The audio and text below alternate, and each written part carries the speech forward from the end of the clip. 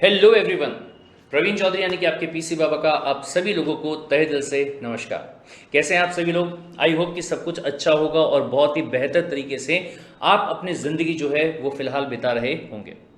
अब काफ़ी बार ऐसा होता है कि बच्चे जो है 12th क्लास के बच्चे, ग्रेजुएशन करने वाले बच्चे और पोस्ट ग्रेजुएशन करने वाले बच्चे वो मेरे पास में आते हैं और आके कहते हैं कि प्रवीण सर, आपने कंपनी सेक्रेटरी का कोर्स जो है वो किया है और आप सीएस के बच्चों को पढ़ाते भी हैं। और टू बी वेरी फ्रेंक अगर मैं आपको बताऊं तो आज मुझे 10 साल हो चुके हैं सीएस के बच्चों को पढ़ाते हुए एंड भगवान की दया से आगे भी ऐसे ही मैं कम्युनिटी को सर्व करता रहूं, यही मेरी इच्छा है।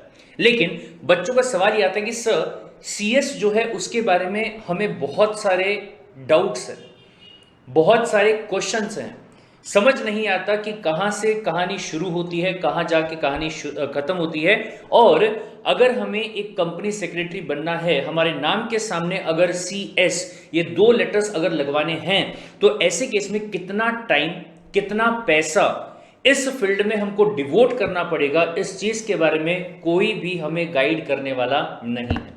राइट? तो आज ये वीडियो आप सभी लोगों के लिए मैं लेके आया हूं, जिसमें मैं बिलीव करता हूं कि सारे के सारे सवाल आपके जितने भी हैं, जितने भी क्वेश्चंस हैं, सारे सवाल आपके यहां पे सॉल्व हो जाएंगे। बकायदा मैंने 3-4 घंटे बैठ के 1 2 3 4 और 5 पेज का आपका पूरा का पूरा यहां पे कह सकते हैं ओरिएंटेशन प्रोग्राम जो है वो यहां पे बनाया, जिसमें बेसिक से लेके एडवांस लेवल तक की जितनी सारी बातें रहेंगी वो सारी की सारी बातें जो हैं वो आज हम इस वीडियो के अंदर डिस्कस करेंगे। ठीक है? अपार्ट फ्रॉम दैट, अगर ये जो मैंने पूरा का पूरा पेपर यहां पे बनाया है, अगर आपको ये वाला पेपर चाहिए तो मैं आपको बता दूं कि इसी YouTube वीडियो के डिस्क्रिप्शन के अंदर अगर आप जाएंगे तो वहां जाके आपको इसका लिंक जो है वो मिल जाएगा, वहां से आप इसको डाउनलोड कर सकते हैं। अपार्ट फ्रॉम दैट, मैं ये भी आपसे कहना चाहूंगा कि अगर आप सीएस करने के बारे में सोच रहे हैं तो इसके लिए आपको एक बहुत ही इंपॉर्टेंट दोस्त की जरूरत पड़ेगी, फ्रेंड की जरूरत पड़ेगी। और उस फ्रेंड का नाम अगर मैं कहूं, वर्चुअल फ्रेंड का नाम अगर मैं कहूं, तो नाम है सीएस कार्ड इंडिया का ऐप। ठीक है? आजकल दुनिया जो है वो पूरी ऐप के ऊपर चल रही है। स्मार्टफोन लोगों के पास में आ चुके हैं, वेबसाइट्स खोलने का टाइम लोगों के पास में नहीं है, फिजिकली इंटरेक्शन करने का टाइम लोगों के पास में नहीं है। तो ऐसे केस में घर बैठे बैठे अपनी सहूलियत के हिसाब से हर चीज आपके सामने लाने के लिए हम लोगों ने एक ऐप को डेवलप किया है। राइट? उस ऐप की बात अगर मैं करूं तो अभी तक 60,000 से भी ज्यादा लोगों ने इसको डाउनलोड कर लिया है and they are getting the benefit on everyday basis. Right? तो आपको मैं रिकमेंड करूंगा कि इसी डिस्क्रिप्शन के अंदर आपको नोट्स के मतलब ये जो पेज है ये भी आपको दिया हुआ है एंड इसके अलावा जो एप्लीकेशन है हमारा सीएस कार्ड इंडिया का, जहां पे आपको हर इंफॉर्मेशन, सीएस की हर इंफॉर्मेशन जो है आपको उस ऐप के ऊपर मिल जाएगी। और मैं आपसे रिक्वेस्ट करूंगा, रेकमेंड करूंगा कि आप जाके वो ऐप को क्या कर लीजिए, डाउनलोड कर लीजिए। अपार्ट फ्रॉम दैट, अगर आज का जो ये वीडियो है ये आपको पसंद आता है तो मैं वापस से रिक्वेस्ट करूंगा कि इस वीडियो को लाइक जरूर कर दीजिएगा।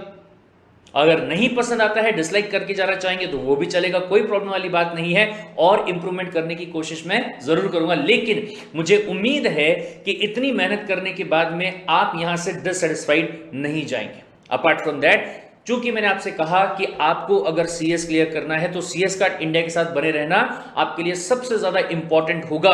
तो प्लीज ये चैनल को भी सब्सक्राइब कर लीजिएगा, बिकॉज इस चैनल पे हम बहुत सारी चीजें डेली बेसिस पे लाते रहते हैं और जितने भी अपडेट्स आते हैं आपके आईसीएसआई इंस्टीट्यूट के, वो सारे अपडेट्स आपको इसी चैनल पे मिलेंगे।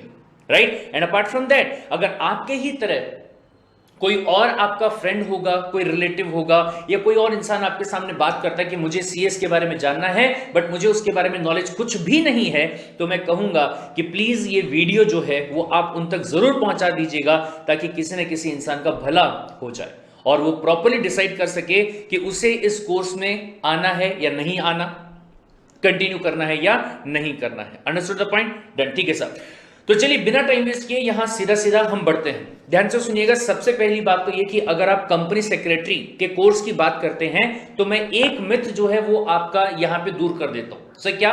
काफी सारे लोगों से मैंने ये सुना है कि सर जैसे ही वर्ड आपने यूज किया सेक्रेटरी, तो लोगों को लगता है कि ये तो लड़कियों के लिए कोर्स है, जिसमें आपको यह सिखाया जाता है कि किसी भी इंसान की या किसी भी बिजनेसमैन की पर्सनल सेक्रेटरी कैसे बनना है। मैं आपसे कहना चाहूंगा कि नहीं, this is not the truth. The truth is कि हमारी कंट्री के अंदर ना बहुत सारी कंपनीज हैं। कितनी सर? 8 से 9 लाख के आसपास कंपनीज हैं, ठीक है। और इन कंपनीज के ऊपर ना एक एक्ट लगता है जिसका नाम है कंपनीज एक्ट 2013, जिसके हिसाब से कंपनीज को बहुत सारे काम करने पड़ते हैं, बहुत सारे लॉस को फॉलो करना पड़ता है, ठीक है। एंड सिर्फ और सिर्फ यही वाला एक्ट नहीं, इसके अलावा भी बहुत सारी चीजें हैं, क्योंकि कंपनी में लेबर काम करता है तो लेबर लॉ लगता है, कंपनी में मशीन्स वगैरह होती है, बाकी सब चीजें होती है तो उसके हिसाब से जो लॉ है वो भी लगता है। कंपनी को टैक्स वगैरह जो है वो भी पे करना होता है तो इनकम टैक्स का जो लॉ है वो लगता है, जीएसटी का जो लॉ है वो लगता है। तो इतने सारे लॉस जो कंपनी के ऊपर लगते हैं, इन लॉस के बारे में कंपनी के डायरेक्टर्स को, कंपनी के मालिकों को नॉलेज नहीं होता है। ऐसे केस में एक ऐसा इंसान चाहिए जो कि एक्सपर्ट रहेगा। क्या रहेगा? एक्सपर्ट रहेगा। किस चीज का सर? लॉ का एक्सपर्ट रहेगा। कौन से लॉ का सर? कॉर्पोरेट लॉस का। कौन से लॉस का? कॉर्पोरेट लॉस का। और वो जो इंसान होगा ना, उस इंसान को यहां पे नाम दिया गया है कंपनी सेक्रेटरी, जिसको दूसरे वर्ड्स में अगर आप कहना चाहे तो कंप्लायंस ऑफिसर का नाम भी दे सकते हैं, या फिर गवर्नेंस ऑफिसर का नाम भी दे सकते हैं, जो कि क्या करता है? किसी भी कंपनी से लॉस को कंप्लाई करवाने का जो काम है वो यहां पे करता है। Understood the point? तो CS is not a computer science and company secretary is not about the personal secretary. Sir company secretary एक ऐसा इंसान है जो कि टॉप लेवल के जो लोग हैं कंपनी के अंदर, जैसे अगर मान लीजिए आप रिलायंस कंपनी की बात कर रहे होंगे तो मुकेश अंबानी क्या है? कंपनी का एमडी है, सीईओ है, ठीक है। और अपार्ट फ्रॉम दैट जो अदर डायरेक्टर्स है, उन लोगों के साथ में बैठ के उनको यह बताता है कि लॉ के हिसाब से आपको क्या काम करना चाहिए और कौन सा काम आपको नहीं करना चाहिए। लॉ के हिसाब से कौन सा काम नहीं किया तो कितने रुपए की पेनल्टी आपके ऊपर लगेगी, कितने रुपए का फाइन आपके ऊपर लगेगा, या क्या कंसिक्वेंसेस हो सकते हैं, उन सारी चीजों के बारे में किसको पता होता है? कंपनी सेक्रेटरी यानी कि सीएस को पता होता है। बहुत ही रिस्पेक्टफुल जॉब है, बहुत ही ओहदे वाला जॉब है। ऐसा नहीं कि मतलब टाइम पास कुछ भी होगा, नहीं सर। केएमपी कहलाते हैं हम लोग, की मैनेजरल पर्सोनल। क्या कहलाते हैं? की मैनेजरल पर्सोनल। और जहां कंपनी का बोर्ड ऑफ डायरेक्टर्स बैठते हैं ना, वहां पे आपकी पोजीशन होती है, वहां पे सीएस की पोजीशन रहती है। बट ये बात एकदम और बहुत ध्यान से सुन लीजिएगा, ऐसा नहीं है कि ये हलवा है कि चलो ठीक है भाई साहब पैसा पे कर देंगे, 10 लाख 20 लाख रुपए लगा देंगे, डिग्री हमको दे दो, हम भी बोले कल से अंबानी के साथ बैठेंगे। नहीं, इसके लिए आपको जी तोड़ मेहनत करनी पड़ेगी, आपको नॉलेज गेन करना पड़ेगा। ये बहुत ध्यान से सुन लीजिए, समझ लीजिए, क्या करना पड़ेगा? नॉलेज आपको गेन करना पड़ेगा। लॉजिक बहुत सिंपल सा है। क्या कहते हैं? स्पाइडरमैन मूवी में कहा था ना, with great powers comes the great responsibility. Sir आपको 100 करोड़ 200 करोड़ 500 करोड़ की कंपनी संभालने के लिए दिया जा रहा है और आप कहते हैं कि मैं सिर्फ डिग्री के बेसिस पर संभाल लूंगा। नहीं साहब, क्या चाहिए? नॉलेज चाहिए, दिमाग चाहिए, एनालिटिकल स्किल्स जो है वो चाहिए आपके अंदर। अंडरस्टूड? तो सबसे पहली एडवाइस जो मैं आपको देना चाहूंगा वो ये होगा कि प्लीज इस फील्ड के अंदर डिग्री के पीछे मत भागिएगा, नॉलेज के पीछे भागिएगा। नॉलेज जो है अगर वो आपके पास में है तो डिग्री तो मिल ही जाएगी, लेकिन ये भी कंफर्म होगा कि आप अपने करियर में ऊंचाइयां ही ऊंचाइयां छुएंगे। लेकिन ऑन द अदर हैंड अगर आपने सिर्फ डिग्री के बारे में सोचा तो डिग्री आपको जरूर मिल जाएगी, लेकिन करियर में आपकी जो रेस होगी उसमें बहुत ज्यादा स्लो आप हो जाएंगे। Understood the point? ठीक है साहब, लेकिन ध्यान से बढ़ते हैं आगे। अगर मैं कंपनी सेक्रेटरी कोर्स के बारे में बात करूं तो कुल मिला के कितने लेवल हैं? सर 3 लेवल्स हैं, ठीक है। सबसे पहला जो लेवल आपका आता है वो है आपका CSEET। कौन सा लेवल है? CSEET। सर फुल फॉर्म क्या होता है? CS मतलब कंपनी सेक्रेटरी, EET का मतलब एग्जीक्यूटिव एंट्रेंस टेस्ट। कोई भी बंदा चाहे क्यों ना हो सकता है कि आप 12th पास होंगे, हो सकता है कि आपने ग्रेजुएशन किया होगा, या फिर हो सकता है कि आपने क्या किया, पोस्ट ग्रेजुएशन आपने किया होगा। उसके बावजूद टू एनी पर्सन, किसी भी बंदे की बात आप कर लीजिए, हर बंदे को अगर सीएस में एंट्री लेनी है तो पहले आपको क्या करना पड़ेगा? एक छोटा सा एग्जाम जो है वो आपको देना पड़ेगा, that is called as what? CSEET exam, ठीक है। हालांकि अगर मैं 2 लोगों के बारे में बात करूं तो उनसे कहा गया कि आपको कोई एग्जाम देने की जरूरत नहीं है, आपको क्या है? एग्जाम्पशन। सो कौन से लोग? ऐसे लोग जो या तो चार्टर्ड अकाउंटेंट का जो कोर्स होता है उसको पास कर चुके हैं, और या फिर जो कॉस्ट अकाउंटेंट का कोर्स होता है उसको पास कर चुके हैं। उनको CSEET को देने की जरूरत नहीं है, मतलब डायरेक्टली वो क्या हो जाएंगे? वो सेकंड वाले लेवल पे एंटर हो जाएंगे। ये ध्यान रखिएगा, ठीक है। एंड इन लोगों को अगर ये एग्जाम्पशन क्लेम करना है तो ये भी ध्यान रखना पड़ेगा कि उनको क्या करना होगा, 5,000 रुपीज एडिशनल पे करना पड़ेगा एग्जाम्पशन फीस के तौर पे, जब वो एग्जीक्यूटिव यानी कि सेकंड लेवल पे क्या करेंगे, अपने आप को एंटर कराएंगे तब। Understood the point? बोले ठीक है साहब। अपार्ट फ्रॉम दैट, अगर मैं यहां पे बात करता हूं CSEET के फीस के बारे में, ये थोड़ा सा यहां पे गलत हो गया। CSEET के फीस के बारे में अगर मैं बात करूं, राइट, ना कि पूरे CS कोर्स के बारे में, CSEET की जो फीस रहेगी it will be 1,000 rupees per session. सब पर सेशन का मतलब क्या है, आपने अभी CSEET का रजिस्ट्रेशन किया, फिर उसके बाद में आप क्या हो गए, फेल हो गए, अगली बार वापस से करना चाहते हैं, फिर से आपको क्या करना पड़ेगा, 1,000 रुपए देने पड़ेंगे। ऑल दो ये भी मैं आपको बता दूं कि CSEET के अंदर 80 to 85% जितने भी लोग हैं वो क्या हो जाते हैं, पास हो जाते हैं। क्या होते हैं, पास। बहुत ही आसान सा यहाँ पे पेपर आपका रहता है, MCQ बेस्ड पेपर रहता है, कंप्यूटर बेस्ड पेपर होता है, आपको लिखना कुछ भी नहीं पड़ता है। Got it? ठीक है साहब। अब इसके अंदर अगर मैं सब्जेक्ट्स की बात करूं, सबसे पहले वाले पड़ाव पे अगर मैं सब्जेक्ट्स की बात करूं तो मैं आपको बता दूं कि कुल मिला के यहां पे 4 सब्जेक्ट्स आपको दिए गए। कितने सब्जेक्ट है? 4 सब्जेक्ट। और सर अगर ये चारों सब्जेक्ट्स की बात करूं तो हर सब्जेक्ट जो है वो 50 मार्क्स कंटेन करता है। एंड अगर मैं टोटल चारों सब्जेक्ट्स की बात करूं तो कितने मार्क्स का है? 200 मार्क्स का है। Got the point? बहुत ही अच्छे वाली बात यह है कि आपके यहां पे कोई नेगेटिव मार्किंग नहीं है। सब बहुत सारे एग्जाम्स में आपने देखा होगा कि एक गलत आंसर अगर आपने दे दिया तो 0.25 मार्क्स क्या हो जाते हैं, कट हो जाते हैं। लेकिन अगर मैं CSEET की बात करूं तो सर यहां ऐसा बिल्कुल भी नहीं है। यहां आपके मार्क्स क्या नहीं होने वाले, यहां आपके मार्क्स कट होने वाले नहीं है। Understood the point? ठीक है साहब। अपार्ट फ्रॉम दैट ये मैं आपको बता चुका हूं कि MCQ बेस्ड पेपर रहेगा, 120 मिनट इन टोटल आपको मिलते हैं। और पेपर कौन सा होगा? कंप्यूटर बेस्ड पेपर होगा। सर कौन से 4 सब्जेक्ट्स हैं, कौन से 4 आपके यहाँ पे सब्जेक्ट्स रहेंगे? सबसे पहला बिजनेस कम्युनिकेशन नाम का सब्जेक्ट होगा। दूसरा legal aptitude and logical reasoning. बहुत ध्यान से, हमने क्या कहा कि CS जो होता है वो लॉ का एक्सपर्ट होता है, तो लॉ के बारे में नॉलेज जो है वो आपको होना चाहिए।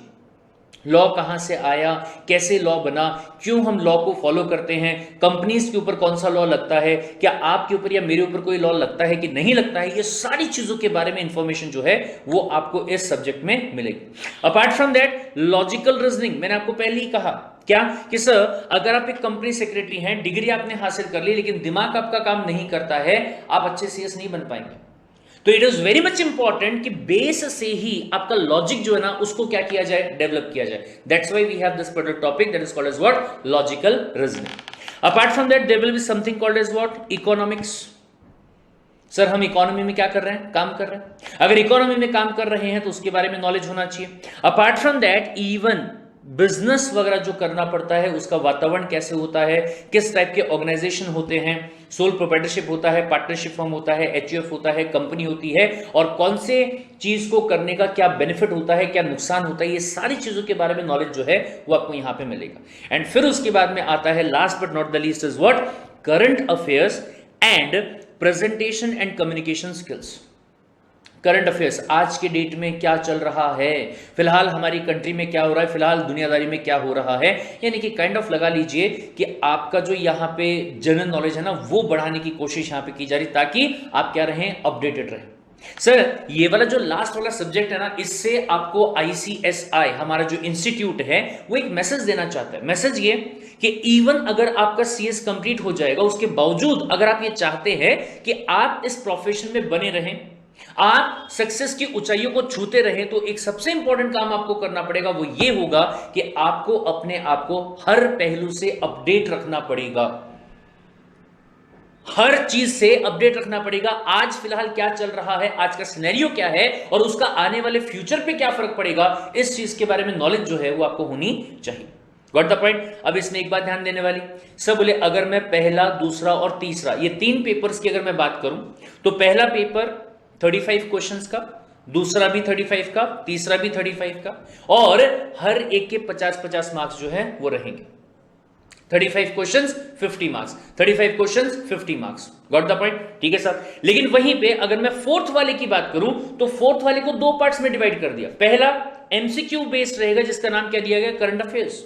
इसके लिए 20 मार्क्स दिए गए हैं और क्वेश्चंस कितने रहेंगे, 15 क्वेश्चंस होंगे। अब आप बोलोगे सर ये कैलकुलेशन कुछ समझ में नहीं आया, 15 क्वेश्चन 15 मार्क्स समझ में आता है, 15 क्वेश्चन में 20 मार्क्स कैसे? तो ध्यान से सुनिएगा, आपको यहां पे एक क्वेश्चन सॉल्व करने के, अलग से कहीं पे लिख देता हूं, यहां पे इस पर्टिकुलर लेवल पे यानी कि सीएसडब्ल्यूईटी की बात अगर आप कर रहे हो तो सीएसडब्ल्यूईटी में एक क्वेश्चन को सॉल्व करने के आपको 2 मार्क्स मिलते हैं। कितने मार्क्स मिलते हैं सर? 2 मार्क्स मिलते हैं। अरे बाप रे, सर 2 मार्क्स मिलेंगे? यस, 2 मार्क्स मिलेंगे। और अच्छी बात यह है कि यहां देखिए 35 क्वेश्चंस हैं, मतलब अगर 25 क्वेश्चंस मल्टीप्लाई 2 करेंगे तो आपको कितने मिल गए, 50 मिल गए। कितने मिल गए सर? 50 मिल गए आपको? बोले हाँ सर। लेकिन एक सेकेंड, यहां पे आपको 10 क्वेश्चंस एडिशनल मिलेंगे जिसमें आपके पास में ऑप्शन होगा कि आप इसको सॉल्व करो या फिर आप इसको सॉल्व करो। अंडरस्टूड? ऐसा ही हर एक पार्ट में आपको मिलने वाला है। कुछ एडिशनल क्वेश्चंस रहेंगे, अगर कर पाए तो बहुत अच्छी बात, नहीं तो फिर आगे बढ़िए। Understood the point? बोले ठीक है साहब। लेकिन हाँ, फिर इसके बाद में एक बहुत ही इंपॉर्टेंट वाली बात आती है कि फोर्थ वाला जो आपका पेपर है जिसमें एक पार्ट है जिसका नाम क्या है, presentation and the communication skills. अगर मैं इसकी बात करूं तो इसमें एक्चुअली आपका क्या होने वाला है सर, वाइवा होने वाला है। क्या होगा? वाइवा होगा, जो कि या तो एआई मतलब आर्टिफिशियल इंटेलिजेंस को यूज करके होगा और या फिर रिकॉर्डेड वीडियो के थ्रू होगा। ठीक है। एंड ये कितनी देर चलेगा सब? 15 मिनट चलेगा। और मार्क्स कितने रहेंगे इसके? कुल मिला के 30 मार्क्स रहेंगे। क्वेश्चन जो है वो आपसे पूछे जाएंगे और अकॉर्डिंगली आपको जवाब देना होगा। सही जवाब अगर आपने हर क्वेश्चन के दे दिए तो आपको कितने मार्क्स मिल जाएंगे? 30 मार्क्स। सर कितने मार्क्स देने हैं डिपेंड करता है वाइवा लेने वाले पे, वो अपने हिसाब से डिसाइड करके आपको देंगे। Understood the point? बोले ठीक है साहब। लेकिन फिर इसके बाद में सवाल ये आता है कि सर सीएसडब्ल्यूईटी में अगर मुझे आना है और उसका एग्जाम अगर मुझे देना है तो मैं कब दे सकता हूं?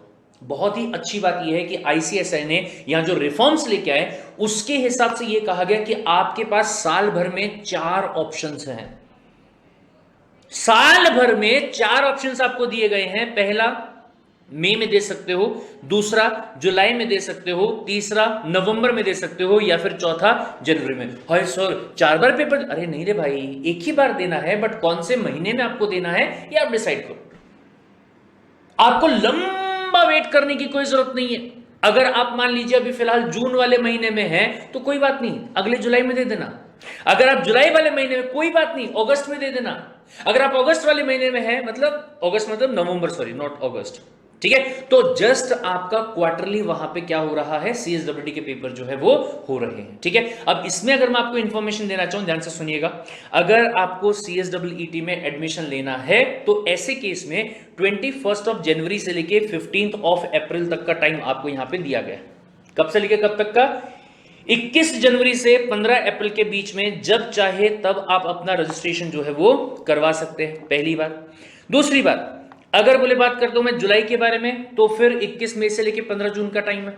ये डेट्स जो है उसको आप देख लीजिए, हालांकि पेज आपके पास में है ही, तो अकॉर्डिंगली आप आराम से कर सकते हैं। नवंबर के लिए 21 जुलाई से लेके 15 अक्टूबर और आपका जनवरी के लिए 21 नवंबर से लेके 15 दिसंबर तक। ठीक है। एग्जाम कब होगी भाई साहब?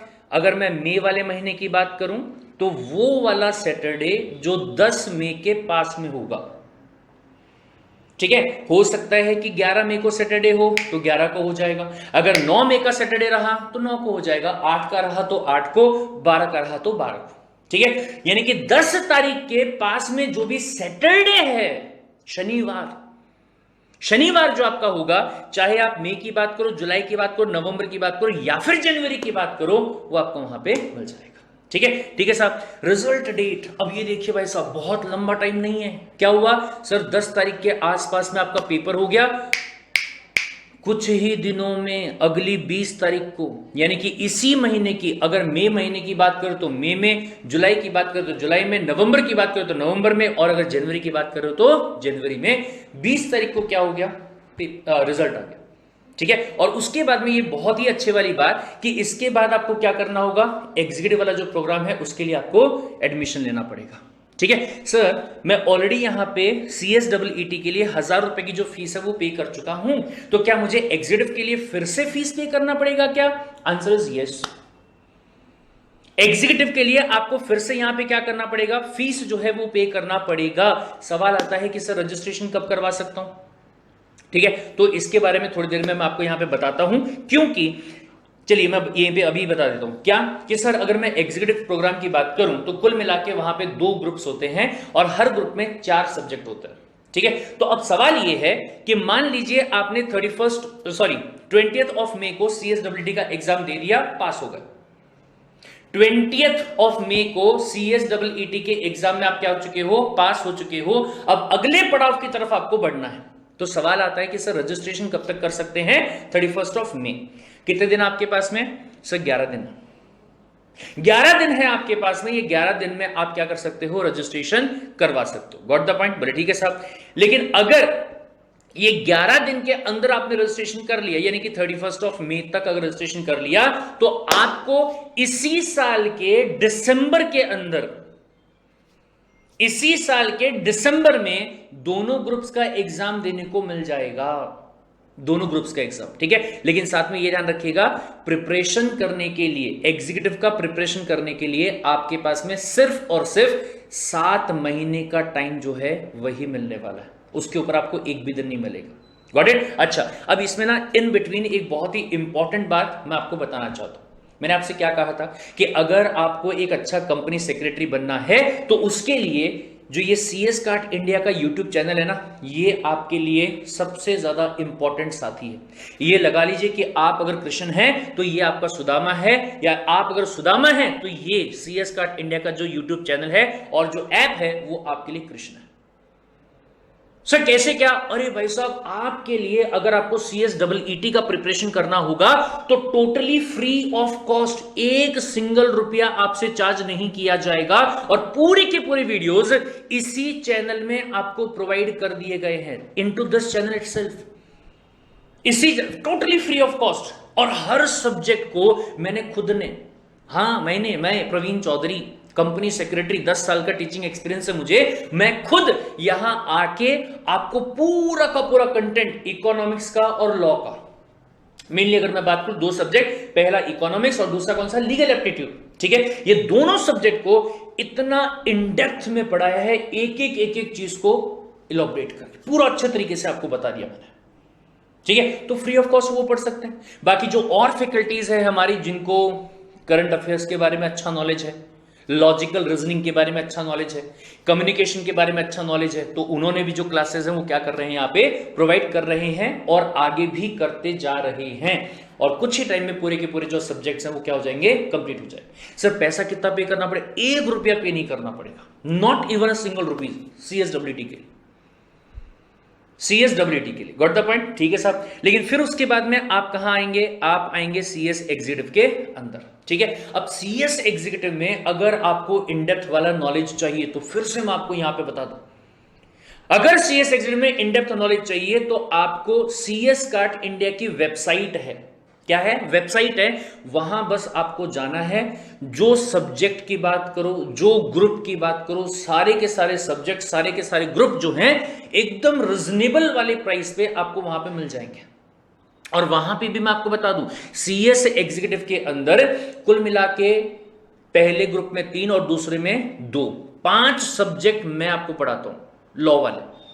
अब आप ये, अगर आपके दिमाग में सवाल आ रहा हो, सर आपने CSEET में फ्री में लेक्चर्स क्यों डाल दिए? आपको तो पैसा लेना चाहिए। इसलिए डाल दिए क्योंकि कई बार कैसा होता है कि बच्चा जब CS एग्जीक्यूटिव में आता है और कुछ बेसिक वाली चीजों का उसको जो नॉलेज होना चाहिए वो नॉलेज नहीं होता है, तो आपका जो ग्रूमिंग है वो क्या चाहता हूं मैं कि CSEET से ही बहुत अच्छे तरीके से होके आए। उसमें थोड़ा सा मॉनेटरी लॉस तो होगा, no doubt in that, but that's okay. The reason being कि जब आप एग्जीक्यूटिव में आएंगे तो उस टाइम पे आप ऐसे कोई, क्या बोलते हैं उसको, पबजी के लैंग्वेज में बोलते हैं ना, नूब। आप नूब नहीं रहेंगे, आप क्या रहेंगे? आप अच्छे खासे पढ़े हुए लोग जो है वो रहेंगे, जिसको ये पता होगा कि मैं कौन से फील्ड में हूं और इस फील्ड में मुझे कितना सीरियस रहना है, या कोई भी चीज जो मैं आपको वहां पे बता रहा हूं उसके बारे में नॉलेज जो है, थोड़ा बहुत नॉलेज जो है वो आपको पहले से रहेगा, और पढ़ने में क्या आएगा? मजा आएगा। पढ़ने में क्या होगा, मजा आएगा। Understood the point. अच्छा, दूसरी बात सर बोले मैं सोच रहा था कि लाइव क्लासेस जो है वो लगा लेता हूं। भाई साहब, आज के जमाने में लाइव क्लासेस का लगभग फंडा जो है क्या हो चुका है, खत्म हो चुका है। क्यों सर? सबसे पहली बात तो खर्चा बहुत ज्यादा लगता है। एक एक सब्जेक्ट के 11 से 15 हजार रुपए आपको पे करने पड़ते हैं, राइट? ऑनलाइन वाले में क्या है, ना ही तो मेरे को कोई एक्स्ट्रा खर्चा लग रहा है, ना ही मुझे बेंचेस बिठाने हैं, ना ही मुझे क्लासरूम जो है वो रेंट पे लेना है, ना ही मुझे यहाँ पे बोर्ड अलग से यूज करना, ना ही मुझे चौक यूज करना, ना ही मुझे डस्टर यूज करना है, और ना ही मुझे कोई ऑफिस का स्टाफ रखना है, राइट? मेरा खर्चा कम हो गया तो अल्टीमेटली आपका जो कॉस्ट रहेगा वो क्या हो जाएगा, कम हो जाएगा। ठीक है, तो क्लासेस मैं आपको सिंपली बता चुका हूं, CS कार्ड इंडिया की वेबसाइट जो है वहां पे जाइए, अलग अलग फैकल्टीज आपको वहां पे मिलेंगे। ठीक है, और उनके डेमो क्लासेस को देख लीजिए, और उसको देख के आप आराम से समझ जाएंगे कि कौन से फैकल्टी की क्लासेस को परचेज करना और उसको कैसे देखना। Got the point? खैर, वो यहां पे मेन मुद्दा नहीं है। मेन मुद्दा क्या है कि आपको CS एग्जीक्यूटिव जो है वो कब देना है और कितने ग्रुप्स देना है। ठीक है, ऑप्शन आपके पास में है, आप चाहो तो एक ग्रुप दे सकते हो, चाहो तो दोनों दे सकते हो। सर इवन अगर मान लीजिए 31 मई को आपने एग्जीक्यूटिव में रजिस्ट्रेशन कर लिया, ध्यान से सुनिएगा, 31 मई को एग्जीक्यूटिव में रजिस्ट्रेशन आपने कर लिया, उसके बावजूद जरूरी नहीं है कि दिसंबर में आपको 2 ही ग्रुप देने हैं, आपकी मर्जी है। नहीं समझ तो एक ही देना चाहता हूं। मैं सोच रहा था कि पहले मैं सेकंड वाला ग्रुप दे देता हूं, या फिर पहले मैं फर्स्ट वाला ग्रुप दे देता हूं, उसके बाद अगले साल, मतलब अगली बार जब आपका एग्जाम आएगा वो आएगा कब, जून में। ये ध्यान रखिएगा, पहली बार एग्जाम दिसंबर में हुआ, फिर उसके बाद अगला जो आपका एग्जाम रहेगा वो जून में आएगा, फिर दिसंबर, फिर जून, अगर आप पास नहीं होते हैं तो। ठीक है, बट पहली बार अगर 31 मई को रजिस्ट्रेशन आपने कर लिया या उसके पहले कर लिया तो दिसंबर में एग्जाम आएगा। ठीक है, दूसरा पॉइंट, अगर दिसंबर में एक ही पेपर आपको देना है, पहले से सोच के बैठे हो, या फिर अगर 31 मई को आप रजिस्ट्रेशन नहीं कर पाए, आप 1 जून को अगर रजिस्ट्रेशन करते हैं तो 1 जून से लेके 31 ऑफ जुलाई इतना टाइम आपके पास में। ठीक है, ये पूरे 2 महीने के अंदर आप जब चाहो तब रजिस्ट्रेशन कर लो। दिसंबर में एक ही ग्रुप देने को मिलेगा। सर कौन सा, पहला कि दूसरा? दोनों में से कोई भी दे सकता, आपकी मर्जी। ठीक है, सेम ऐसे ही अगर नवंबर में करते हो तो अगले साल के जून में दोनों ग्रुप मिल जाएंगे। ठीक है, अगर 31 जनवरी तक करते हो तो अगले साल के जून में एक ग्रुप जो है वही आपको मिलेगा। ठीक है, अकॉर्डिंगली मैंने बाजू में टाइम लिख दिया है कि आपके पास रजिस्ट्रेशन करने से एग्जाम देने तक का कितना टाइम है। पहले केस में 7 महीने, दूसरे केस में 5 महीने, 2 ग्रुप के लिए 7 महीने, एक ग्रुप के लिए 5 महीने। Understood the point? डन। तो ये जो चीज है वो यहाँ पे आप अच्छे से देख लीजिए। आई बिलीव कि पूरी बातें यहां पे मैंने आपको बता दी है, बस एक छोटी सी बात यहां पे रह गई है, that is what, passing percentage. Very very very much important. बहुत ध्यान से देख लीजिए भाई साहब, सिंपल सी बात जो है वो आपको यहां पे दी गई है। क्या सर, कुल मिला के अगर आप पेपर की बात करते हैं, जस्ट अ सेकेंड,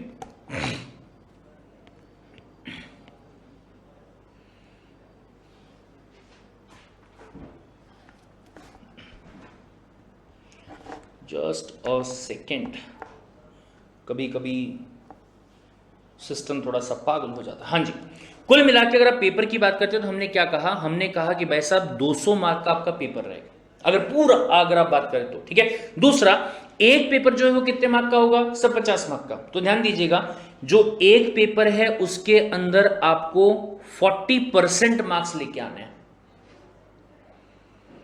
एक पेपर में कितना लेके आना है, 40% मार्क्स। सर एक सेकेंड, 50 का 40% कितना होता है, 20, 5 चौके 20, राइट? हाँ ठीक है, लेकिन अगर मैं एग्रीगेट की बात करूं तो 200 का आपको कितना लाना पड़ेगा, 50% लाना पड़ेगा। सर मतलब कहना क्या चाहते हो, कहना ये चाहता हूं जैसे मान लीजिए कि यहां आप 20 मार्क्स लाए, यहां 20 मार्क्स लाए, यहां 20 मार्क्स लाए और यहां भी 20 मार्क्स लेके आ गए, तो टोटल जो है वो कितना होता है, 2 2 4 2 6 और 2 8, 80 मार्क्स। ध्यान से सुनिएगा सर, इंडिविजुअली आप सब्जेक्ट में पास हो चुके हैं, लेकिन अगर मैं एग्रीगेट की बात करूं आप फेल हो चुके हो। कंडीशन ध्यान से समझो भाई साहब, क्या कहा गया है, कहा यह गया है कि सर हो सकता है किसी सब्जेक्ट में आप थोड़े से कमजोर होंगे, तो उसमें अगर आप एक सब्जेक्ट में 20 लेके आ जाते हैं, ठीक है चलेगा, लेकिन कोशिश ये करो कि दूसरे में कितने लेके आ जाओ, 30 लेके आ जाओ। फिर से एक में 20 लेके आए, दूसरे में कितने लेके आ जाओ, 30 लेके आ जाओ। टोटल जो है वो आपका कितना बनना चाहिए, 100 मतलब जितना एग्रीगेट है ना उसका 50% बनना चाहिए। ध्यान रखिएगा यहां पे मैंने क्या लिखा कि इंडिविजुअल सब्जेक्ट की बात अगर आप करोगे तो 40% स्कोर करना है, और अगर आप एग्रीगेट की बात करते हो तो 50% आपको स्कोर करना है। और अगर ये 40% 50% की मैं बात करूं ना, तो ये एग्जीक्यूटिव में भी कॉपी होगा और आपका प्रोफेशनल में भी, यानी कि अगला थर्ड लेवल जो आपका आएगा उसमें भी ये सेम टू सेम कॉपी होगा। ये समझ में आया क्या? आई होप कि CSEET के बारे में जो पूरी बातें हैं वो आपके दिमाग में क्या हो गई हैं, क्लियर। अब बढ़ते हैं अगले पड़ाव की तरफ, सेकंड वाला पड़ाव, जो कि एक बहुत ही इंपॉर्टेंट, बहुत ही सीरियस वाला पड़ाव आपके लिए। बहुत ध्यान से सुनिएगा, पहले ही मैं आपको बता देता हूं कि जब CSEET की प्रिपरेशन आप करोगे ना, आपको मजाक लगेगा, आपको हलवा लगेगा, लेकिन जब आप CS एग्जीक्यूटिव में आओगे तो यहां जो सीरियसनेस आपको दिखानी पड़ेगी ना भाई साहब, पूछो मत आप। ठीक है, तो प्लीज इस भ्रम में तो बिल्कुल भी ये फील्ड में मत आना ये सोच के कि अरे वाह अपन तो प्रो प्लेयर है, बोले बहुत अच्छे तरीके से अपन चीजों को कर लेंगे, ये सोच के कतई मत आना। ठीक है, अगर मैं यहां पे बात करता हूं CS एग्जीक्यूटिव के बारे में, तो वापस ध्यान से सुनिएगा सर। CS एग्जीक्यूटिव में कुल मिला के 2 ग्रुप होते हैं। 2 क्या होते हैं? ग्रुप होते हैं। और एक आपका हो गया फर्स्ट ग्रुप, दूसरा आपका हो गया कौन सा? सेकंड वाला ग्रुप। दोनों ग्रुप के अंदर कुल मिला के 4 सब्जेक्ट और 4 सब्जेक्ट होते हैं। ठीक है, अब ध्यान से सुनिएगा भाई साहब, अगर मैं ये 4 सब्जेक्ट की बात करूं तो ये पहला ग्रुप जो है ये आपका 400 मार्क्स का रहेगा। अगर ये दूसरे ग्रुप्स की आप बात करते हैं तो ये सॉरी नॉट 200, ये भी आपके कितने मार्क्स का होगा? 400 मार्क्स का होगा। क्यों? क्योंकि दोनों ग्रुप में 4 सब्जेक्ट आपके आ रहे हैं, हर एक सब्जेक्ट जो है वो 100 मार्क्स का है। पहले ग्रुप में अगर मैं बात करूं तो देख लीजिए सब्जेक्ट कौन सा आता है। पहला जो सब्जेक्ट है, अच्छा मैक्सिमम सब्जेक्ट यहां पे कौन से वाले रहेंगे? लॉ वाले। क्यों? पहले ही तो मैंने आपको बताया, कंपनी सेक्रेटरी बन रहे हो आप। अगर आप CS बनने की बात कर रहे हो, आपको लॉ का नॉलेज अच्छे से होना चाहिए। तो देखिए सबसे पहला सब्जेक्ट जो है, नाम क्या है? Jurisprudence, interpretation and general law. Short में अगर मैं नाम देना चाहूं तो JIGL। कितने मार्क्स का पेपर है? 100 मार्क्स का। सर दूसरा, जो कि हमारे लिए बाइबल है, गीता है, कुरान है, सब कुछ है, बराबर है क्या? Company law. कंपनीज एक्ट 2013 जो है उसके बारे में इन डेप्थ नॉलेज आपको यहां इस पर्टिकुलर चीज में लेनी पड़ती। फिर उसके बाद में तीसरा, setting up of business entity and its closure, SBEC अगर मैं शॉर्ट में कहना चाहूं तो। और लास्ट वाला जो है that is a tax law. Tax sir, India के जितने भी लोग हैं, चाहे इंडिविजुअल की बात करो चाहे कंपनी की बात करो, उनको टैक्स पे करना पड़ता है। ठीक है, किसको कितना टैक्स पे करना पड़ेगा, टैक्स की क्या क्या प्रोविजन है, वो सारी की सारी बातें जो है वो आपको यहां पे समझनी पड़ेगी। अब इसमें भी ध्यान दीजिएगा, अगर देखेंगे तो हर एक सब्जेक्ट 100 मार्क का है। टोटल पूरे ग्रुप की बात करोगे तो 400 मार्क का आपका क्या हो गया? ग्रुप हो गया। लेकिन पासिंग की बात अगर मैं करूं तो वापस से सेम वही बात, सर हर सब्जेक्ट में 40% पासिंग आपका रहेगा, हर सब्जेक्ट में 40%। और एग्रीगेट की बात अगर मैं करूं तो कितना लाना है? 400 का 50%, मतलब 200 मार्क्स आपको यहां पे लेके आने हैं। ठीक है, अब लेकिन एक बात और ध्यान से सुनिए सर, हो सकता है किसी सब्जेक्ट में मैं बहुत अच्छा हूं और किसी में मैं बहुत कमजोर हूं, तो ये वाले पहले सब्जेक्ट में मैं 40 मार्क्स लेके आ गया, पास, ये सब्जेक्ट में तो पास। दूसरे सब्जेक्ट में मैं बहुत ही अच्छा था तो उसमें मैं 60 मार्क्स लेके आ गया। ठीक है, फिर तीसरे वाले सब्जेक्ट के अंदर मैं मार्क्स लेके आता हूं 45 मार्क्स, और चौथे में मैं कितने लेके आ गया? 55 मार्क्स। सर एग्रीगेट जो है वो कितना बन रहा है? पूरे नेट 200 मार्क्स। सर क्या मैं पास हो गया? यस, बधाई हो, आप पास हो चुके हो। ठीक है, on the other hand group 2 वाले में मैं आपको समझाता हूं।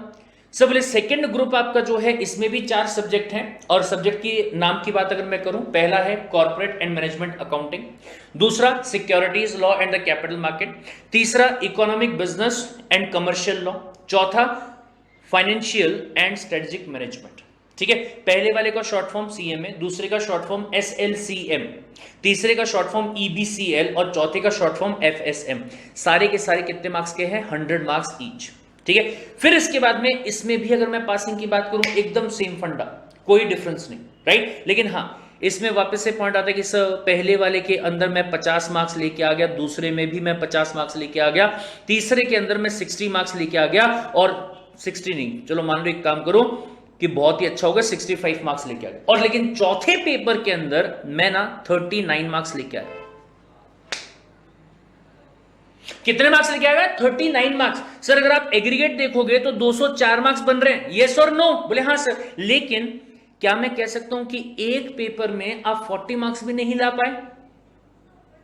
राइट? तो ऐसे केस में आप, ऐसा नहीं है कि सिर्फ और सिर्फ यही वाले ग्रुप में फेल हो गए हो, बल्कि आप पूरा ग्रुप फेल कर चुके हो। लेकिन हां, एक बात और, क्या कि सर जिस सब्जेक्ट के अंदर आपने एग्जम्पशन लेके आया है, 65% मार्क्स अगर आपने लेके आए हैं, या फिर अगर रिमेनिंग जितने भी सब्जेक्ट्स आपके बचते हैं इसमें अगर आपने 60% या उससे ज्यादा मार्क्स लेके आ गए, तो आपको सिर्फ और सिर्फ वही पेपर देना पड़ेगा जिसमें आप क्या हुए हैं? फेल हुए हैं।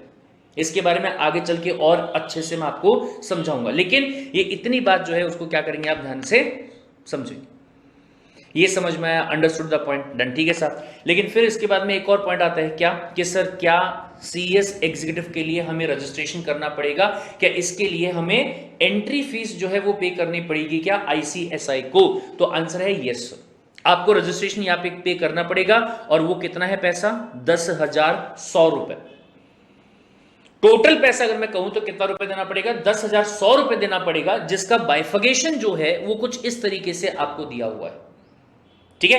एंड अपार्ट फ्रॉम दैट आपको यहां 500 रुपए और पे करने हैं, जो कि अगर मैं बेसिकली बताऊं तो क्या है सर? ऑप्शनल है। अगर पे करते हो तो अच्छी बात है, नहीं करते हो तो भी कोई दिक्कत नहीं है। सर काय के लिए पे करवा रहे हो? आपको एक बुक जो है वो घर पे आएगी, जो कि हर महीने आएगी 1 साल तक। नाम क्या है? Chartered secretary general. से इसमें क्या लिखा हुआ रहता है? अभी रिसेंट वाले टाइम में जो कंट्री के अंदर लॉज वगैरह चल रहे हैं, या फिर किसी कंपनी में अगर कुछ हुआ है तो उसके बारे में इंफॉर्मेशन जो है वो आपको इसमें मिलेगी। और उसी के ऊपर आपके एग्जाम के लिए भी आपको हेल्प हो सकती है, क्योंकि कंटेंट यहां से भी थोड़ा बहुत पूछा जा सकता है। ठीक है? इसीलिए आईसीएसआई खुद कहता है ये लेना कंपलसरी नहीं है, अगर आपको लेना है तो ले लीजिएगा, नहीं लेना है तो मत लीजिएगा। Got it? ठीक है साहब। लेकिन एक सेकेंड, यहां अगर आप देखोगे तो 1,000 रुपए और ऐड किए हुए हैं किस चीज के? Pre exam test. वर्ड पे ध्यान दीजिएगा, क्या कहा? Pre exam test. सो मतलब ये कि ये जो रिस्पेक्टिव सब्जेक्ट आपके हैं ना, अगर इन सब्जेक्ट के आप पेपर देने जाओगे तो उसके पहले हर सब्जेक्ट का एक ऑनलाइन टेस्ट जो है घर बैठे बैठे आपको देना पड़ेगा। कहां से दोगे? घर बैठे बैठे। सर क्यों देना पड़ेगा? बेसिकली अगर मैं बताऊं तो 1,000 रुपए आईसीएसआई को एक्स्ट्रा चाहिए थे। ठीक है? दूसरा, आईसीएसआई का कहना यह है कि इससे क्या होगा कि आपको यह समझ में आएगा कि रिस्पेक्टिव सब्जेक्ट में आप प्रिपेयर हो चुके हो या नहीं हो चुके। इसीलिए घर बैठे बैठे आपको क्या करना है? ये पेपर को देना होगा। सर पहली बार मैंने पेपर दिया और फेल हो गया तो दोबारा दे दो। सर दूसरी बार भी हो, तीसरी बार भी हो, तीसरी बार भी हो, चौथी बार दे दो। कितनी बार भी दे सकते हो, जितनी बार आपकी मर्जी है उतनी बार दे दो। लेकिन हां, एक बात ध्यान रखिएगा, जिस दिन सीएस एग्जीक्यूटिव के एग्जाम फॉर्म्स भरने हैं उसके पहले पहले आपको ये वाला काम करना पड़ेगा। उसके पहले पहले ये पेपर जो है वो आपको देना पड़ेगा। उसके पहले पहले ये पेपर जो है वो आपको देना पड़ेगा। Understood the point? ये आपको समझ में आया क्या? क्लियर है? ये देखिए नीचे भी मैंने आपको लिख दिया है, for every subject. Total subject कितने हैं? 8। अगर आप एक ग्रुप का, अब ये एक बात और ध्यान से देख लीजिए, क्या मान लीजिए आने वाला जो आपका पेपर होने वाला है उसमें आप एक ही ग्रुप देने वाले हो। ठीक है? एग्जीक्यूटिव के पेपर या तो जून में होते हैं या तो दिसंबर में होते हैं। ठीक है? मान लीजिए कि आने वाले दिसंबर में आप क्या करने वाले हो? एक ग्रुप का पेपर देने वाले हो। तो अभी कितने ग्रुप का प्रीटेस्ट देना पड़ेगा? एक ही ग्रुप का। उसी ग्रुप के 4 सब्जेक्ट का प्रीटेस्ट जो है वो आपको देना पड़ेगा। दूसरे ग्रुप का देना चाहते हो तो दे दो, नहीं देना चाहते हो कोई दिक्कत वाली बात नहीं, मर्जी आपकी, मर्जी आपकी। नहीं भी दिया तो भी वो चलेगा। Understood the point? तो क्या कहता है? For every student, for every subject student need to give pre exam test आपको देनी पड़ेगी before enrolling for the exams. Sir already मैं यहां रजिस्ट्रेशन कर चुका हूं, क्या दोबारा मुझे एग्जाम के लिए रजिस्ट्रेशन करना पड़ेगा? यस। कब करना होगा, कैसे करना होगा, पूरा मैं आपको यहां पे बताता हूं। ठीक है? बहुत ध्यान से। सबसे पहली बात आपको क्या करना है? प्री एग्जाम टेस्ट जो है वो देना है हर सब्जेक्ट के लिए, जो कि सेम 100 मार्क्स का आपका रहेगा। उसमें एमसीक्यूज जो है वो आपको पूछे जाएंगे। ऑनलाइन टेस्ट होगा पूरा का पूरा, घर बैठे बैठे अपने फोन से या फिर जो आपका क्या बोलते हैं लैपटॉप वगैरह होता है उससे भी आप दे सकते हैं, कितनी भी बार दे सकते हैं। लेकिन एक बात जो है वो आप यहां पे ध्यान रखिएगा कि अगर आपने एक बार ये जो प्री एग्जाम टेस्ट है इसको पास कर लिया, फिर उसके बाद में चाहे आपका जो फाइनल वाला एग्जाम होगा जो जून या दिसंबर में आप देने वाले हैं, ठीक है, उसमें अगर आप फेल भी होते हैं ना, कौन से में, ये वाले एग्जाम में, तो दोबारा आपको यहां पे प्री टेस्ट देने की कोई जरूरत नहीं है। Understood the point? डन, ठीक है साहब। फिर इसके बाद में बढ़ते हैं आगे और बात करते हैं एग्जाम के फाइलिंग डेट्स के बारे में। मतलब एग्जाम फॉर्म जो है वो आपको फिल करना पड़ेगा, राइट। वो कब करना होगा कि अगर आप जून में एग्जाम देना चाहते हैं, ये ध्यान रखिएगा, एग्जीक्यूटिव के जो एग्जाम्स है वो साल में 2 बार होते हैं, एक होता है जून में और दूसरा होता है दिसंबर में। अगर जून में देना चाहते हैं तो बिना किसी लेट फीस के आप 26 फरवरी से 25 मार्च के बीच में, डेट्स अगर आपको लिखनी होगी तो लिख लीजिएगा, 26 फरवरी से 25 मार्च के बीच में जो है वो आप एग्जाम फॉर्म को भर सकते हैं। और यहां पे मैं ये बता दूं आपको, हालांकि उस साइड में भी लिखा हुआ है कि आपको 1200 रुपए पर मॉड्यूल, कितने रुपए, 1200 रुपए पर मॉड्यूल की फीस जो है वो आपको यहां पे करनी पड़ेगी। लेकिन एक सेकंड, अगर मान लीजिए कि 25 मार्च तक आप क्या नहीं कर पाए, आप एग्जाम फॉर्म भर नहीं पाए, ठीक है, यूजुअली इंडियंस हैं हम लोग तो थोड़ा सा ये रहते कि हाँ ठीक है, टाइम है, भर लेंगे।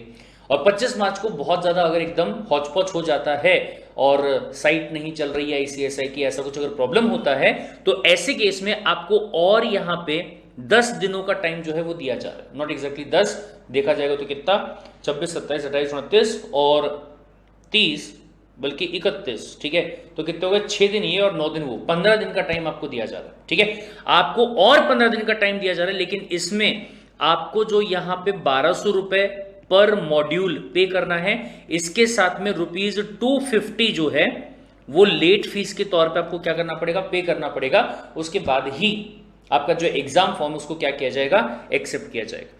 सेम ऐसे ही अगर आप दिसंबर सेशन के लिए करना चाहते हैं बिना फीस के, जो डेट है वो 26 अगस्त से लेके 25 सितंबर तक का है, ठीक है।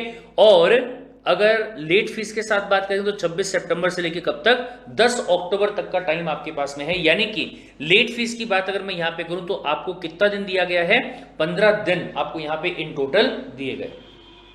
Understood the point? ठीक है साहब। लेकिन हाँ, इसके बाद में एक बात और ध्यान से सुनिएगा।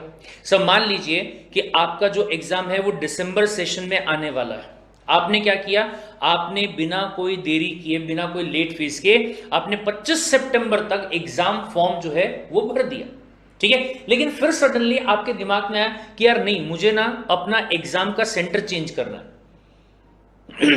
अपने एग्जाम का सेंटर जो है उसको आप चेंज करने की बात कर रहे हैं, ठीक है। ऑल ओवर इंडिया में बहुत सारे सेंटर हैं ICSI के, जहां पे जाके आप एग्जाम जो है वो दे सकते हैं। आपने सोचा कि नहीं, मुझे ना जहां मैं रहता हूं वहां का नहीं, बल्कि जहां मैं अपनी क्लासेस करता हूं या फिर मैं हॉस्टल में रहता हूं, मैं वहां के आसपास का सेंटर चूज करना चाहता हूं, ठीक है। या फिर आप अपना मीडियम चेंज करना चाहते हैं, मीडियम हिंदी या इंग्लिश हो सकता है। कल तक आप हिंदी में एग्जाम देने के बारे में सोच रहे थे, अब आप इंग्लिश में देना चाहते हैं। और या फिर अगर आपने कल तक सोचा था कि आप एक ही ग्रुप का एग्जाम देने वाले हैं, अब आप 2 ग्रुप की बात कर रहे हैं।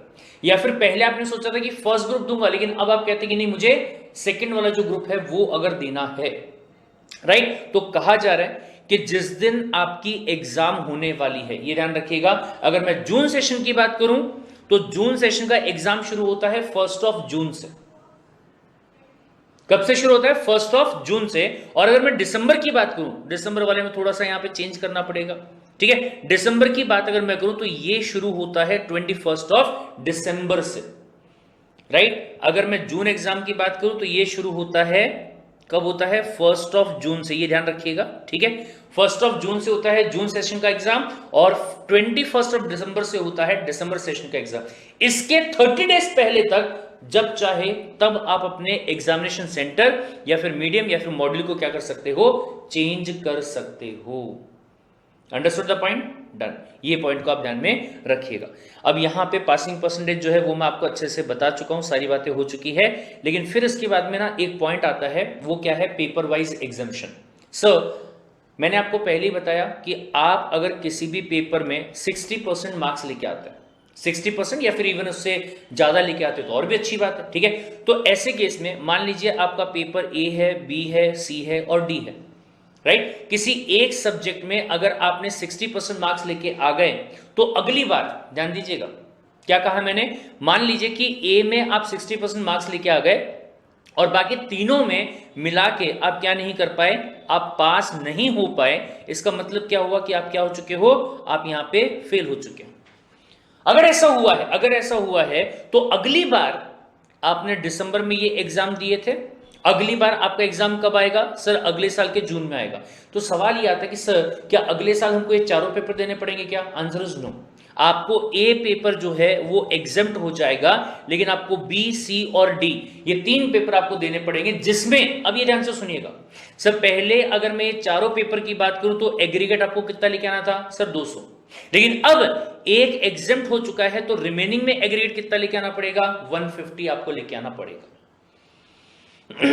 ये समझ में आया क्या? कितना लाना पड़ेगा? 150 जो है वो लेके आना पड़ेगा। लेकिन सर ध्यान से सुनिएगा, ये बहुत इंपॉर्टेंट बात, अगर मैं पेपर वाइज एग्जामिशन की बात करूं तो क्या कहता है कि अगर कोई भी स्टूडेंट किसी भी सब्जेक्ट में 60% मार्क्स लेके आता है, कितना? 60% मार्क्स लेके आता है, एंड ये दोनों में से कोई भी एक कंडीशन अगर वो सेटिस्फाई करता है, तो जिस सब्जेक्ट में आपने 60% मार्क्स लेके आए हैं उस सब्जेक्ट में आपका पेपर जो है वो एग्जाम्प्ट हो चुका है, आपको वो पेपर आगे देने की जरूरत नहीं है। Got it? लेकिन कंडीशन क्या है? सबसे पहली कंडीशन, मान लीजिए कि आपने किसी एक या फिर 2 सब्जेक्ट में क्या किया, 60% मार्क्स को स्कोर किया, एक में या फिर 2 में। टोटल पेपर कितने हैं? 4। ठीक है, 4 में से किसी एक में या फिर 2 में मिला के 60%। इसका मतलब क्या है भाई साहब? इसका मतलब यह कि हो सकता है कि आपने पेपर ए में और पेपर बी में यहां भी 60 लेके आ गए और यहां भी 60 लेके आ गए, या फिर यह भी हो सकता है कि यहां आप 55 लेके आए और यहां पे आप 65 लेके आ गए। राइट? क्या मैं कह सकता हूं कि इस सिनेरियो में भी आपका जो टोटल परसेंटेज है वो कितना बन जा रहा है? यहां पे 60% बन रहा है सर, पूरा का पूरा। ठीक है, एक या फिर 2 पेपर में अगर आप 60% लेके आ जाते हैं और रिमेनिंग जो पेपर आपका है उसमें हर एक में कम से कम 25% स्कोर करते हैं, तो ही ऐसा होगा कि आपको ये और ये सब्जेक्ट में एग्जामिशन मिलेगा। अदरवाइज दोनों पेपर जो है वो आपको दोबारा देने पड़ेंगे। थोड़ा सा कॉम्प्लिकेटेड है मेरे भाई, सोच लो, समझ में आया? लक का खेल जो है वो यहां कहीं ना कहीं इन्वॉल्व है। क्या बोला? वापस से सिनेरियो जो है वो अपन यहां पे लेके चलते हैं, एग्जाम्पल यहां पे अपन लेके चलते हैं। सब मान लीजिए हमारे कुल मिला के 4 पेपर हैं, एक ए हो गया, एक बी हो गया, एक सी हो गया, एक डी हो गया। ठीक है, और मैंने क्या किया, मैंने दिसंबर वाले एग्जाम में इनका एग्जाम देने के बारे में सोचा, दिया मैंने एग्जाम। देने के बाद में पहले पेपर में मुझे 60 आ गए, दूसरे में मुझे 40 आ गए, तीसरे में मुझे 50 आ गए, चौथे में मुझे 50 आ गए। राइट? ऐसे में अगर आप देखोगे तो कितने मार्क्स आ गए? 200 मार्क्स आ गए। क्या हो चुके हैं? पास हो चुके हैं। बात ही खत्म हो गई, बात ही खत्म हो चुकी है। आप इसमें बात ही क्यों कर रहे हो कि एग्जामिशन मिलेगा कि नहीं मिलेगा? अरे भाई साहब पूरा ग्रुप एग्जाम हो चुका है। ये पहला सिनेरियो। ठीक है, दूसरा सिनेरियो, सब पहले ग्रुप में मुझे 60 मार्क्स आए, दूसरे वाले ग्रुप में मुझे 39 मार्क्स आए, दूसरे वाले सब्जेक्ट में, सॉरी, ठीक है, 39 मार्क्स आए। तीसरे वाले सब्जेक्ट में मुझे यहां पे 28 मार्क्स आए, चौथे वाले सब्जेक्ट में मुझे 30 मार्क्स आए। अगर मैं यहां टोटल करने की बात करूं तो भाई साहब मैथ्स मेरा थोड़ा सा कमजोर है, लेकिन इतना ये कंफर्म है कि मैं यहां क्या हो चुका हूं, मैं यहां पे फेल हो चुका हूं, 200 मार्क्स मेरे नहीं आए। ठीक है, लेकिन अब सवाल ये आता है कि सर क्या आप देख पा रहे हैं कि ए नाम का जो पेपर है उसमें मैं कितना एकदम एक्सपर्ट वाला हूं? देख पा रहे हो ना ये चीज? 60 मार्क्स लेके आया मैं, तो क्या मुझे इस पेपर में एग्जाम्पशन मिल जाएगा? तो जवाब है हां, आपको एग्जाम्पशन मिल जाएगा यहां पे। क्यों? क्योंकि बाकी जो 3 पेपर आपके हैं ना, इसमें आपने क्या किया, 25% से ज्यादा स्कोर किया। हर पेपर में अगर आप देखोगे तो 25% से क्या है, ज्यादा है, तो भाई साहब हो गई बात खत्म, टेंशन ही नहीं है कोई। अगला सिनेरियो देखिए, सब बोले पेपर ए जो है इसमें मैं 65 लेके आया, पेपर बी जो है इसमें मैं 55 लेके आया, फिर उसके बाद में अगले में 30 लाया और अगले में वापस 30 लेके आया। राइट? इसमें भी अगर आप बात करोगे तो क्या मैं कह सकता हूं कि मैं फेल हो चुका हूं? बोले हाँ सर। लेकिन सवाल यह है कि क्या मुझे यहां एग्जाम्पशन मिलेगा? सबसे पहली बात, हाँ सर मिलेगा। दूसरी बात, सर कौन से सब्जेक्ट में मिलेगा? ये दोनों में मिल जाएगा। अरे सर लेकिन एक मिनट, दूसरे में तो 60 आए नहीं, उसमें तो 55 आए हैं। क्या कहा? सर दोनों पेपर को मिला के आपको यहां 60% से या 60% या उससे ज्यादा आ चुके हैं। तो ये दोनों पेपर एग्जाम्प्ट हो जाएंगे। अब क्या करना पड़ेगा, अगले पेपर में ये दोनों आपको देने होंगे और दोनों को मिला के आपको 100 मार्क्स स्कोर करने होंगे। ठीक है, अब वो 100 मार्क्स आप कैसे भी स्कोर कर लो, हो सकता है कि एक में आप 40 लेके आ गए, दूसरे में 60 लेके आ गए, हो सकता है एक में 45 लेके आए, दूसरे में 55 लेके आ गए, या हो सकता है एक में 50 ले आए और दूसरे में भी 50 लेके आ गए, आपकी मर्जी। समझा? तो ये एक तरीका है जो कि आपको यहां पे बताया जा रहा है, जिसमें क्या कहा गया कि अगर आप अपने सब्जेक्ट में, अपने ग्रुप में फेल हो जाते हैं, लेकिन उस ग्रुप के किसी भी एक या फिर दो सब्जेक्ट में अगर आप एग्जाम्शन लेके आते हैं, मतलब 60% या उससे ज्यादा लेके आते हैं, तो अगली बार जब जून में आप वापस से इसी ग्रुप का एग्जाम दे रहे होंगे तो आपका ये और ये एग्जेम्प्ट हो जाएगा। सिर्फ रिमेनिंग पेपर आपको देना पड़ेगा, but subject to condition, subject to condition कि जिस अटेम्प्ट में आप फेल हुए हैं, उस अटेम्प्ट में जो रिमेनिंग वाले आपके पेपर्स थे उसमें कम से कम 25% मार्क्स जो है वो आपको स्कोर करना है, at least 25% marks. Understood the point? ठीक है साहब, ये पहला क्राइटेरिया। लेकिन इसके अलावा दूसरा एक क्राइटेरिया और आपको यहां पे दिया हुआ है। क्या सर? बोले आपने 60% लेके आ गए, कितने सब्जेक्ट में? तीनों सब्जेक्ट में, तीनों में 60 मार्क्स लेके आ गए एग्जीक्यूटिव के अंदर, ठीक है, लेकिन एक में आप क्या हो गए? फेल हो गए। अब ये ध्यान से सुनिएगा भाई साहब, ये सिनेरियो थोड़ा सा यहां पे अलग है। क्या मैं कह सकता हूं कि अगर आप ए, बी और सी, यहां पे 60, यहां पे 60 और यहां पे 60 ये लेके आ गए, लेकिन डी वाला जो पेपर था ना, यहां पे आपको 0 मार्क्स आए। 0 मतलब आपको ना, आप ये बोल रहे हो मेरे को टाइम ही नहीं मिला पढ़ाई करने का, 3 सब्जेक्ट में इतना टाइम खा लिया, इतना टाइम खा लिया कि डी का पढ़ाई करने का टाइम मुझे मिला ही नहीं। ठीक है, तो बहुत ध्यान से सुनिएगा, कहा गया है कि अगर आपने ये तीनों में एग्जम्पशन स्कोर किया, ठीक है, चौथे वाले में कितना स्कोर किया फर्क ही नहीं पड़ता, we are not talking about 25%। सिर्फ ये कहा जा रहा है कि अगर आपने ये पेपर में सिर्फ अपीयर भी होके आए होंगे, सिर्फ अपीयर किया आपने, स्कोर करने की बात ही छोड़ दो, 0 मार्क्स आए आपको, चौथे वाले पेपर में कितने मार्क्स आए? 0 मार्क्स, उसके बावजूद आप पास हो, ऐश करो जिंदगी में, टेंशन नहीं है। अगली बार क्या करना पड़ेगा, ये आपने वापस से कब दिया? ये आपने दिसंबर में दिया, ठीक है, तो अगली बार जब जून में आपका पेपर आएगा इस ग्रुप का, तो आपको सिर्फ और सिर्फ ये एक ही सब्जेक्ट देना पड़ेगा। लेकिन हां, ये एक सब्जेक्ट में अब कम से कम आपको कितना मार्क्स लेके आना पड़ेगा? 50 मार्क्स। सिर्फ 40 लाके काम नहीं चलेगा क्या? नहीं, पूरे 50 लेके आना पड़ेगा। ये समझ में आया? तो ये भाई साहब एग्जाम्पशन का फंडा जो है वो आपको दिया हुआ है, इसको आप बहुत अच्छे से अपने दिमाग में बैठा लीजिएगा।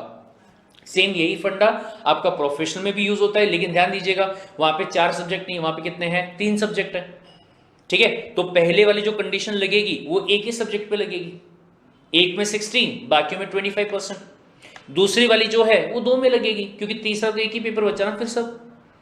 Got the point? तो 2 में 60 आ गए, तो दूसरे में अगर आपने अटेम्प्ट भी किया होगा ना, एब्सेंट नहीं रहना बस, तो भी आपको अगले ग्रुप के अंदर, सॉरी अगले सेशन में इस ग्रुप का एक ही पेपर देना पड़ेगा। आपको बाकी 2 पेपर जिसमें एग्जाम्पशन आप क्लेम कर चुके हो वो देने की जरूरत नहीं है। सीधी सिंपल बात। Understood the point? बोले ठीक है साहब। लेकिन देखिए ध्यान से, आपने क्या किया? आपने दिसंबर में एग्जाम दिया भाई, ठीक है, आपने क्या सोचा कि मैं दिसंबर में paper A, B, C, D, ठीक है, ये चारों का मैं एग्जाम देता हूं, और उसके अलावा ई, एफ, जी, एच, ठीक है, जो ग्रुप 2 का है, आपने सोचा उसका भी मैं एग्जाम देता हूं। अच्छा, इसमें एक बात और ध्यान से सुनिए, क्या सब बोले यहां आपको 40 लाना था, 40 लाना था, 40 लाना था, 40 लाना था, और यहां एग्रीगेट में आपको 200 लेके आना था, 200 बराबर है। फिर सेम यहां पे 40, 40, 40, 40, और यहां कितना लाना था आपको? 200। बट ध्यान से सुनिए, वो लोग जिनको कि आने वाले एग्जाम में 2 ग्रुप्स देने अलाउड हैं, क्योंकि आपने अपना एग्जाम फॉर्म जो है, एडमिशन जो है वो टाइम पे किया था, ठीक है, तो ऐसे केस में यहां एक चमत्कार हो सकता है। चमत्कार क्या हो सकता है? सब बोले मेरा ग्रुप 1 जो है ना वो बहुत ही प्यारा है, तो मैंने ग्रुप 1 में 250 मार्क्स को स्कोर किया। कितना स्कोर किया? 250, ठीक है, और ग्रुप 2 मेरा थोड़ा सा कच्चा है, लेकिन एटलीस्ट 40 मार्क्स जो है ना वो मैं लेके आ गया, मतलब 160 मार्क्स में लेके आ गया। सवाल ये है कि यहां मैं 200 नहीं ला पाया, तो क्या मैं पास होऊंगा क्या? तो बहुत ध्यान से सुनिएगा भाई साहब, अगर आप दोनों ग्रुप यहां पे दे रहे हैं तो दोनों ग्रुप के टोटल रिक्वायरमेंट कितनी है? 200 प्लस 200 400। ठीक है, तो अगर आपने एग्रीगेट यहां 400 स्कोर कर लिया, बल्ले बल्ले, ऐसे ऐसे भाई साहब, कितना हो रहा है यहां पे? 250 प्लस 160 अगर आप मिला दोगे तो 410 मार्क्स हो रहे हैं, पास हो गया आप, बताइए। पूरा पूरा आपका सीएस एग्जीक्यूटिव जो है ना वो आपका क्या हो चुका है? पास हो चुका है। ये समझ में आया? लेकिन ये बेनिफिट कब मिलेगा? जब आप पहला ग्रुप और दूसरा ग्रुप एक साथ देते हैं तभी मिलेगा। अगर आपने दिसंबर में पहला ग्रुप दिया था, उसमें 250 मार्क्स लेके आ गए, फिर जून में आप दूसरा एग्जाम दे रहे हैं सेकंड ग्रुप वाला, उसमें 160 लेके आए, और आपने क्या कहा इस ऐसे को, सर वो 50 मार्क पिछली बार एक्स्ट्रा लेके आया तो वो थोड़ा आगे कर लो ना, कैरी फॉरवर्ड। नहीं, अगर दोनों पेपर एक साथ दिए होंगे तो ही आपको ये रिवॉर्ड मिलेगा, अदरवाइज नहीं मिलने वाला है, ये ध्यान रखिएगा। Understood? Apart from that, even अगर आप चाहते हैं कि पूरे इंडिया में आपका ऑल इंडिया रैंक आए, क्या लेके आए आप? ऑल इंडिया रैंक लेके आए, हाईएस्ट मार्क्स को आप स्कोर करें, अगर आप ऐसा चाहते हैं तो भी आपको दोनों ग्रुप जो हैं वो एक साथ ही देने पड़ेंगे at the one time itself. एक साथ आपको ग्रुप जो है वो यहां पे देना पड़ेगा। Understood the point? तो ये चीज को भी आप क्या करेंगे? ध्यान में रखेंगे। लेकिन अब मान लीजिए फॉर एग्जाम्पल कि आपने ये दोनों ग्रुप्स को दिया यहां पे, और आपने एग्जीक्यूटिव को क्या कर दिया? पास कर दिया। अब एग्जीक्यूटिव को पास करने के बाद आपको वापस क्या करना पड़ेगा? आपको वापस प्रोफेशनल जो है, professional program, that is a third level. कौन सा program? Professional program, that is basically third and last level जो है, इस लेवल में आपको एंट्री लेनी पड़ेगी। इस लेवल में आपको क्या करना पड़ेगा? एंट्री जो है वो लेनी पड़ेगी। अच्छा, एक बात और ध्यान से सुनिएगा। क्या सर आपने एग्जाम कब दिया? सब बोले दिसंबर में दिया। ठीक है, तो दिसंबर में एग्जाम देने के बाद में आपका जो पेपर है वो कब आएगा? सॉरी, रिजल्ट जो है वो कब आएगा? आपका रिजल्ट आएगा 25 फरवरी को, 25 फरवरी को अगले साल की। अब ये साल तो यहीं पे खत्म होगा ना भाई साहब, दिसंबर में ही। ठीक है, तो अगले साल की 25 फरवरी को आपको क्या आएगा? रिजल्ट आएगा। ठीक है, फिर उसके बाद में अगर आपने एक ही ग्रुप दिया था तो इस डेट के बाद से आप क्या करोगे? सेकंड ग्रुप की प्रिपरेशन करना शुरू कर दोगे। ठीक है, और ये सेकंड ग्रुप जो है उसका पेपर आप कब दोगे? सब बोले इसी साल के जून में दूंगा, राइट? और इसी साल के जून में अगर आप ये पेपर देते हो तो इसका जो रिजल्ट है वो कब आता है? सब वो आएगा आपका 25 अगस्त को। ठीक है, तो 25 अगस्त को अगर आपका एग्जीक्यूटिव के दोनों ग्रुप पास हो जाते हैं तो फिर आपको क्या करना होगा? प्रोफेशनल प्रोग्राम का रजिस्ट्रेशन करना होगा। और अगर दोनों के दोनों ग्रुप आपके फरवरी में पास हो जाते हैं तो भी आपको क्या करना होगा? अगला जो आपका स्टेप है that is a professional program, उसके लिए आपको रजिस्ट्रेशन जो है वो करना पड़ेगा। Understood the point? Now let's move to the next last पड़ाव, जिसका नाम क्या है? Professional program. Got it? अब प्रोफेशनल प्रोग्राम की अगर मैं बात करूं तो कुल मिला के जो ग्रुप्स हैं, जो एग्जीक्यूटिव में 2 हुआ करते थे, वो अब कितने हो चुके हैं? 3। क्यों? क्योंकि आप एडवांस स्टेज में आ चुके हो। एग्जीक्यूटिव में अगर आप टोटल सब्जेक्ट्स की बात करोगे तो कितने थे? 8। लेकिन यहां पे अगर आप सब्जेक्ट्स की बात करोगे तो कितने सब्जेक्ट हैं? सर कुल मिला के 9 सब्जेक्ट्स आपको यहां पे दिए गए, 9 सब्जेक्ट्स। ठीक है, अच्छी बात यह है कि पहले एक ग्रुप में 4 सब्जेक्ट्स थे अगर एग्जीक्यूटिव की बात करते हो, लेकिन अब यहां एक ही ग्रुप में 3 सब्जेक्ट्स आपको मिलेंगे। ठीक है, चाहे पहले ग्रुप की बात कर लो 3, दूसरे की बात करो 3, या तीसरे की बात करो 3 सब्जेक्ट जो है वो आपको मिलेंगे। सर पहले ग्रुप में अगर मैं 3 सब्जेक्ट्स की बात करूं तो नाम देख लीजिए क्या क्या है। पहला जो सब्जेक्ट है उसका नाम है GRMCE, गवर्नेंस। जी का मतलब गवर्नेंस, RM रिस्क मैनेजमेंट, ठीक है, C मतलब कंप्लायंसेस, E मतलब एथिक्स। ये एक सब्जेक्ट हो गया। दूसरा advance tax law. Sir tax law तो हमने एग्जीक्यूटिव में भी पढ़ा था, हाँ, बट ये कौन सा है? ये एडवांस वाला है, और डेप्थ वाला नॉलेज यहां पे आपको मिलेगा। और फिर उसके बाद में एक और क्या है? ड्राफ्टिंग। सर जब हम किसी कंपनी के अंदर कंपनी सेक्रेटरी का काम करते हैं तो हमें कंपनी के बोर्ड ऑफ डायरेक्टर्स की मीटिंग जो है उसको अरेंज करना होता है, उसको कंडक्ट करवाना होता है। उसके लिए डायरेक्टर्स को नोटिस देना पड़ेगा। सर नोटिस कैसे बनता है? यहां सीखेंगे। नोटिस का जो एजेंडा रहेगा वो कैसे ड्राफ्ट होता है? यहां सीखेंगे। सर कंपनी के अंदर जब बोर्ड मीटिंग के अंदर कोई भी चीज के ऊपर अप्रूवल आएगा तो उसे कहा जाता है रिजोल्यूशन देना, रिजॉल्व करना। सर इवन वो रेजोल्यूशन को लीगल राइटिंग में लिखना पड़ता है, ड्राफ्ट करना पड़ता है, वो कौन करेगा? आप करोगे। उसके बारे में कहां सीखेंगे? यहां पे आके सीखेंगे। ठीक है। अपार्ट फ्रॉम दैट इवन कभी कभी ऐसा भी मौका आएगा कि आपकी कंपनी को आप NCLT national company law tribunal या फिर किसी और जुडिशियल बॉडी के सामने या क्वासी जुडिशियल बॉडी के सामने आप प्रेजेंट करोगे तो उस टाइम पे भी आपका नॉलेज जो है वो बहुत काम आएगा। ठीक है।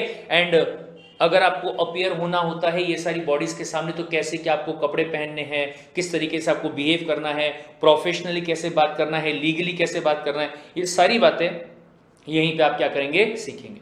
ठीक है। वापस से सेम पॉइंट, अगर मैं हर सब्जेक्ट की बात करूं तो 100 मार्क का हर सब्जेक्ट होगा, जिसमें से कितना लेके आना है? सेम वही फंडा, same copy paste, no difference, 40 40 40। But aggregate की बात अगर मैं करूं तो क्या होना चाहिए? 300 का 50%, that is what? 150 marks. Understood? ठीक है साहब। फिर इसके बाद में अगर मैं ग्रुप 2 की बात करूं तो ग्रुप 2 में भी 3 सब्जेक्ट हैं 300 मार्क्स के। ठीक है। सब्जेक्ट्स की बात अगर आप करोगे तो पहला जो है वो है SACMDD, that is secretarial audit, compliance management and due diligence, पहला सब्जेक्ट। दूसरा CRIWL और CRILW, corporate restructuring, insolvency, winding up and liquidation. ठीक है। और तीसरा जो है that is a resolution of corporate disputes. ये 3 सब्जेक्ट आपके हैं, इसका भी पासिंग फंडा एकदम सेम। और फिर आता है तीसरे वाला ग्रुप जो कि थोड़ा सा यहां पे आपके लिए बेहतर भी कह सकता हूं, थोड़ा क्या बोलेंगे, स्ट्रेंज भी कह सकते हैं। क्यों? क्योंकि सर यहां सब्जेक्ट तो 3 है, लेकिन 3 सब्जेक्ट्स में से अगर मैं ये 2 सब्जेक्ट्स की बात करूं तो ये दोनों सब्जेक्ट जो हैं वो आपके कौन से वाले हैं? सर ये ओपन बुक एग्जाम है। सर मतलब जिंदगी भर आपसे कहा गया कि चिटिंग मत करो, चिटिंग मत करो, चिटिंग मत करो, फाइनल स्टेज में आने के बाद में आपका जो इंस्टीट्यूट है ICS है वो आपसे कहता है बेटा कर ले, जितनी चिटिंग कर सकते हो कर ले। जैसे मैंने आपको वीडियो के स्टार्टिंग में ही बताया, क्या डिग्री लेना इज नॉट इंपॉर्टेंट, दिमाग को यूज करना इज मोर इंपॉर्टेंट। मैं आपको बता दूं ऐसे भी बहुत सारे लोग हैं जिनके सामने खुली किताब है, उसके बावजूद वो सही तरीके से आंसर को लिख नहीं पा रहे हैं। क्यों? क्योंकि उन्होंने अपना नॉलेज कभी यूज ही नहीं किया ना। अगर लिख भी रहे होंगे, आंसर आपके सामने, आपके नोट्स में आंसर है, आपके मॉड्यूल के अंदर आंसर है, लिख भी रहे होंगे तो क्या करते हैं? सर बस कॉपी पेस्ट करते हैं, जैसा वहां लिखा हुआ वैसा उठा के कॉपी कर लिया। अरे कॉमन सेंस की बात है मेरे भाई, अगर कॉपी पेस्ट करना ही होता तो आपको ICSI क्यों मॉड्यूल में से कॉपी करने देता, क्यों ओपन बुक एग्जाम जो है उसको कंडक्ट करता? सोचिए चीज के बारे में। ठीक है। तो ध्यान से 2 पेपर, पहला कौन सा? मल्टी डिसिप्लिनरी केस स्टडीज, अलग अलग कंपनीज के जो केसेस वगैरह हुए होंगे उनको लेके पूरी बुक एक बनाई गई। ठीक है। और दूसरा जो है ये है आपका इलेक्टिव पेपर। सर 1 2 3 4 5 6 7 8 ऑप्शन आपको दिए गए हैं, जिसमें से किसी भी एक को आप चूज कर सकते हैं, इलेक्ट कर सकते हैं, सिलेक्ट कर सकते हैं, और बस उसी को ही आप सिलेक्ट करके क्या देंगे? पेपर देंगे। अगर मेरी राय पूछो तो मैं आपसे कहूंगा या तो आप ये वाला पेपर सिलेक्ट कीजिएगा जब आप प्रोफेशनल में आएंगे तब, ठीक है, और या फिर दूसरा अगर कोई पेपर सिलेक्ट करना चाहते हैं तो ये वाला। ये मेरा रिकमेंडेशन है पर्सनल, कोई और करना चाहे तो वो भी आप कर सकते हैं, बट ये 2 पेपर ऐसे हैं जिनको करने में, जिनका प्रिपरेशन करने में आपको आसानी भी रहेगी, आप उससे फैमिलियर रहेंगे, क्योंकि कहीं ना कहीं या तो एग्जीक्यूटिव में और या फिर प्रोफेशनल में ही इसको आप पढ़ चुके होंगे। Understood the point? और हाँ, एक बात और ध्यान दीजिएगा, इसी में एक सब्जेक्ट और क्या है? Corporate funding, listing in the stock exchange. तो 3 सब्जेक्ट आपके यहां पे हो गए। इसके लिए भी अगर मैं आपसे बात करूं तो ये भी आपका 100 मार्क्स का है, ये भी आपका 100 मार्क्स का है, ये भी आपका 100 मार्क्स का है, जिसमें से ये 40 लेके आने हैं, 40 लेके आने हैं, और यहां पे भी 40, बट एग्रीगेट अगर आप बात करोगे तो 150 मार्क्स आपको लेके आने हैं। सर वो एग्जम्पशन सेम जैसा एग्जीक्यूटिव में एप्लीकेबल था, सेम यहां पे भी एप्लीकेबल है। एग्जम्प्ट है अगर 60% मार्क्स लेके आ जाते हो और बाकी जो 2 कंडीशन वहां पे आपको दी गई थी उनको अगर आप कंप्लाई करते हो तो। Understood the point? ठीक है सर। अब इसके बाद में इसमें भी अगर आप बात करोगे तो आपको क्या देना पड़ेगा? प्री एग्जाम टेस्ट देना पड़ेगा, इसके पहले कि आप एग्जाम फॉर्म को भरो।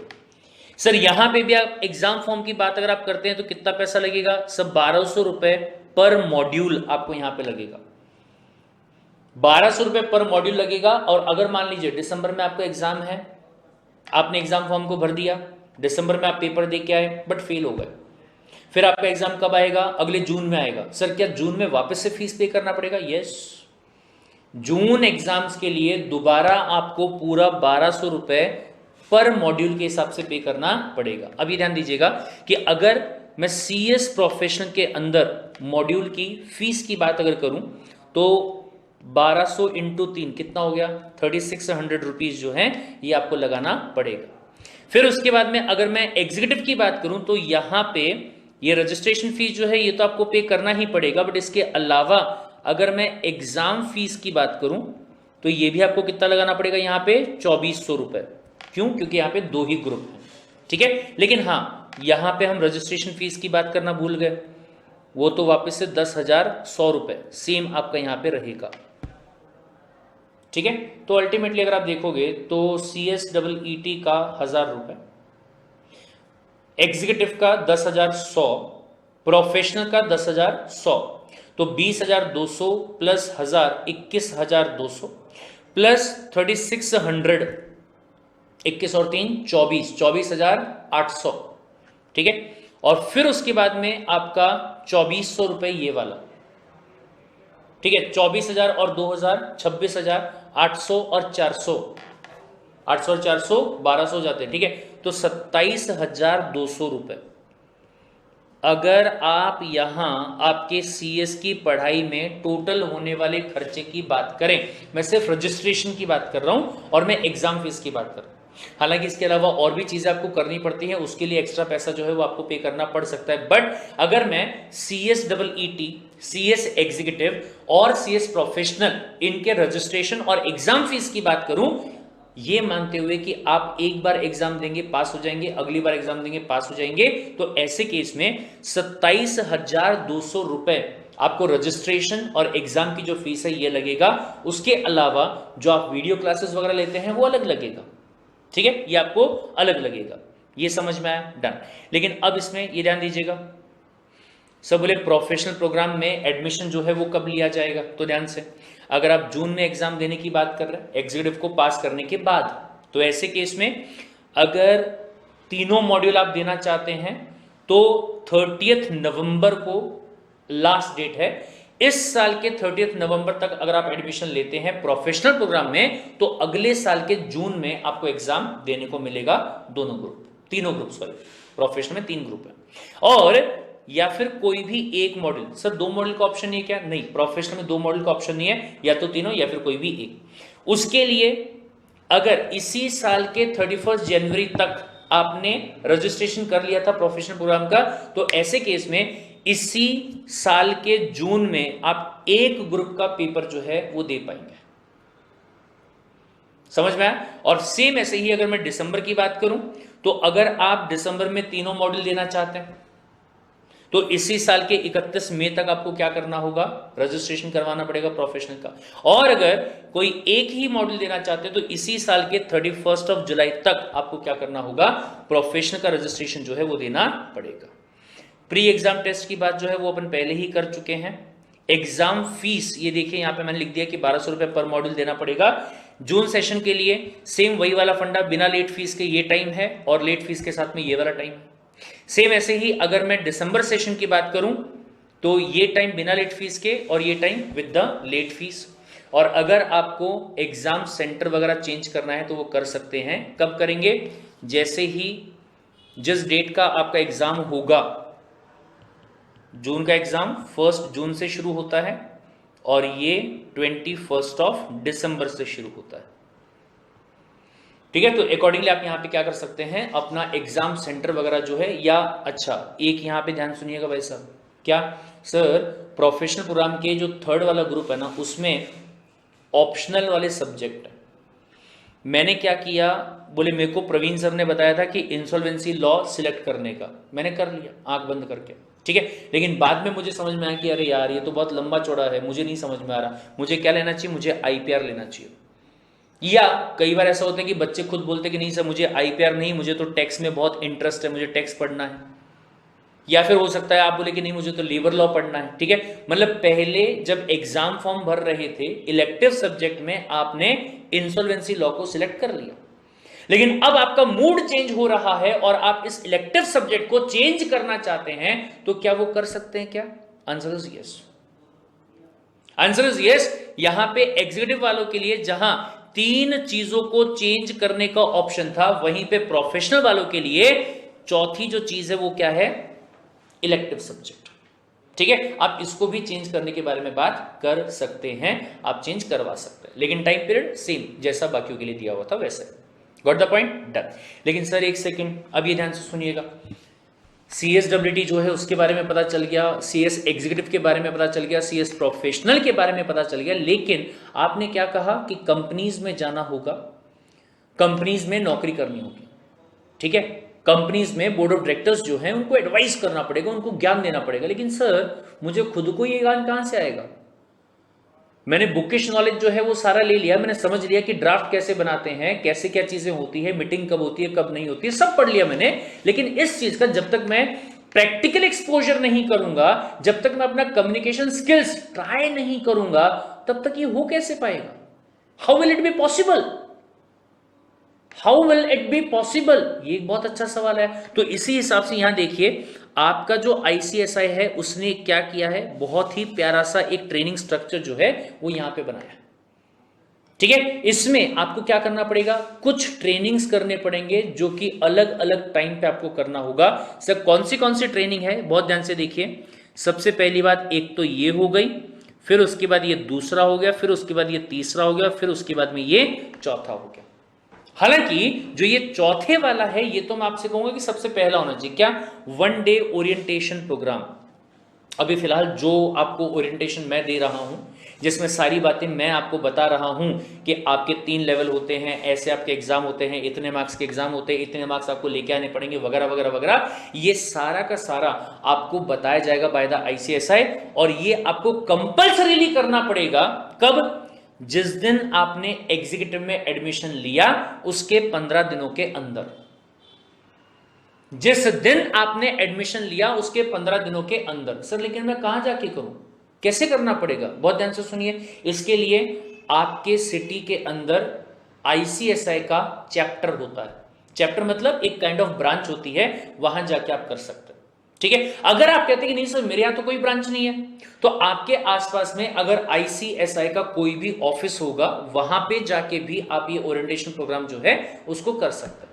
लेकिन अगर आप कहीं कह रहे सर मैं तो बहुत रिमोट एरिया में रहता हूं, मैं तो दूर रहता हूं सर, गांव में रहता हूं सर मैं, और मेरे गांव का सबसे पहला CS बनना चाहता हूं मैं, अगर आपका ऐसा कहना है तो आपके पास में ऑनलाइन भी यहां पे बताया हुआ है। सिंपली आपको करना क्या है, आपको जाना है एक वेबसाइट पे जिसका नाम है ICSI.edu। क्या है वेबसाइट का नाम? ICSI.edu। सामने में www भी लगाना हो तो आप लगा लीजिएगा, अदरवाइज फर्क नहीं पड़ता है, सिर्फ ICSI.edu अगर आपने अपने ब्राउजर पे डाला तो आपको मिल जाएगा। ठीक है, तो वहां जाके पूरी इंफॉर्मेशन जो है ना वो आपको वहां पे मिल जाएगी कि कैसे होता है, क्या होता है करके, और कैसे आपको ट्रेनिंग करनी। अपार्ट फ्रॉम दैट ये भी मैं आपको बता दूं कि जब भी ICSI के पास जाके आप रजिस्ट्रेशन करेंगे तो आपको क्या करना चाहिए, आपको अपना सही फोन नंबर और सही ईमेल ID वहां पे डालना चाहिए। ठीक है, इससे क्या होगा, प्रॉपर कम्युनिकेशन जो है वो आपका ICSI के साथ में बना रहेगा। Got it? ठीक है, सबसे पहला क्या करना है, आपको 1 डे ओरिएंटेशन प्रोग्राम करना है, जो कि जिस दिन आपने एग्जीक्यूटिव में एडमिशन लिया, CSWT में नहीं, किसमें? एग्जीक्यूटिव में। ठीक है, उसके 15 दिनों के अंदर अंदर आपको करना पड़ेगा कंपल्सरीली, पहली बात। ठीक है, दूसरी बात, आपको यहां पे एक और प्रोग्राम करना पड़ता है जिसका नाम है EDP। सो फुल फॉर्म क्या है? Executive development program. क्या है? एग्जीक्यूटिव डेवलपमेंट प्रोग्राम, जो कि आपको 1 महीने के लिए करना है। 1 महीने का टोटल सेशन होगा, जिसमें से 15 दिन फिजिकल फॉर्मेट में होगा। वापस से जैसा मैंने आपको बताया कि आपके आसपास जहां पे भी ICSI का चैप्टर है या फिर ऑफिस है, वहां पे इसको कंडक्ट करवाया जाएगा। बकायदा इसका मैसेज जो है वो आपके फोन पे आ जाता है कि सो एंड सो जगह पे ये प्रोग्राम हो रहा है, अगर आप चाहो तो आके अटेंड कर सकते हो। ठीक है, 15 डेज का फिजिकल करना पड़ेगा और 15 डेज का ऑनलाइन भी कर सकते हैं। 15 दिन का फिजिकल, 15 दिन का ऑनलाइन। लेकिन ये ध्यान रखिएगा कि यहां पे ईडीपी करने के लिए आपको एक फीस जो है वो पे करनी पड़ेगी। सर कितनी रहेगी? मेरे हिसाब से अराउंड 12,000 के आसपास कुछ ये फीस रहनी चाहिए, अराउंड 12,000 रुपीज।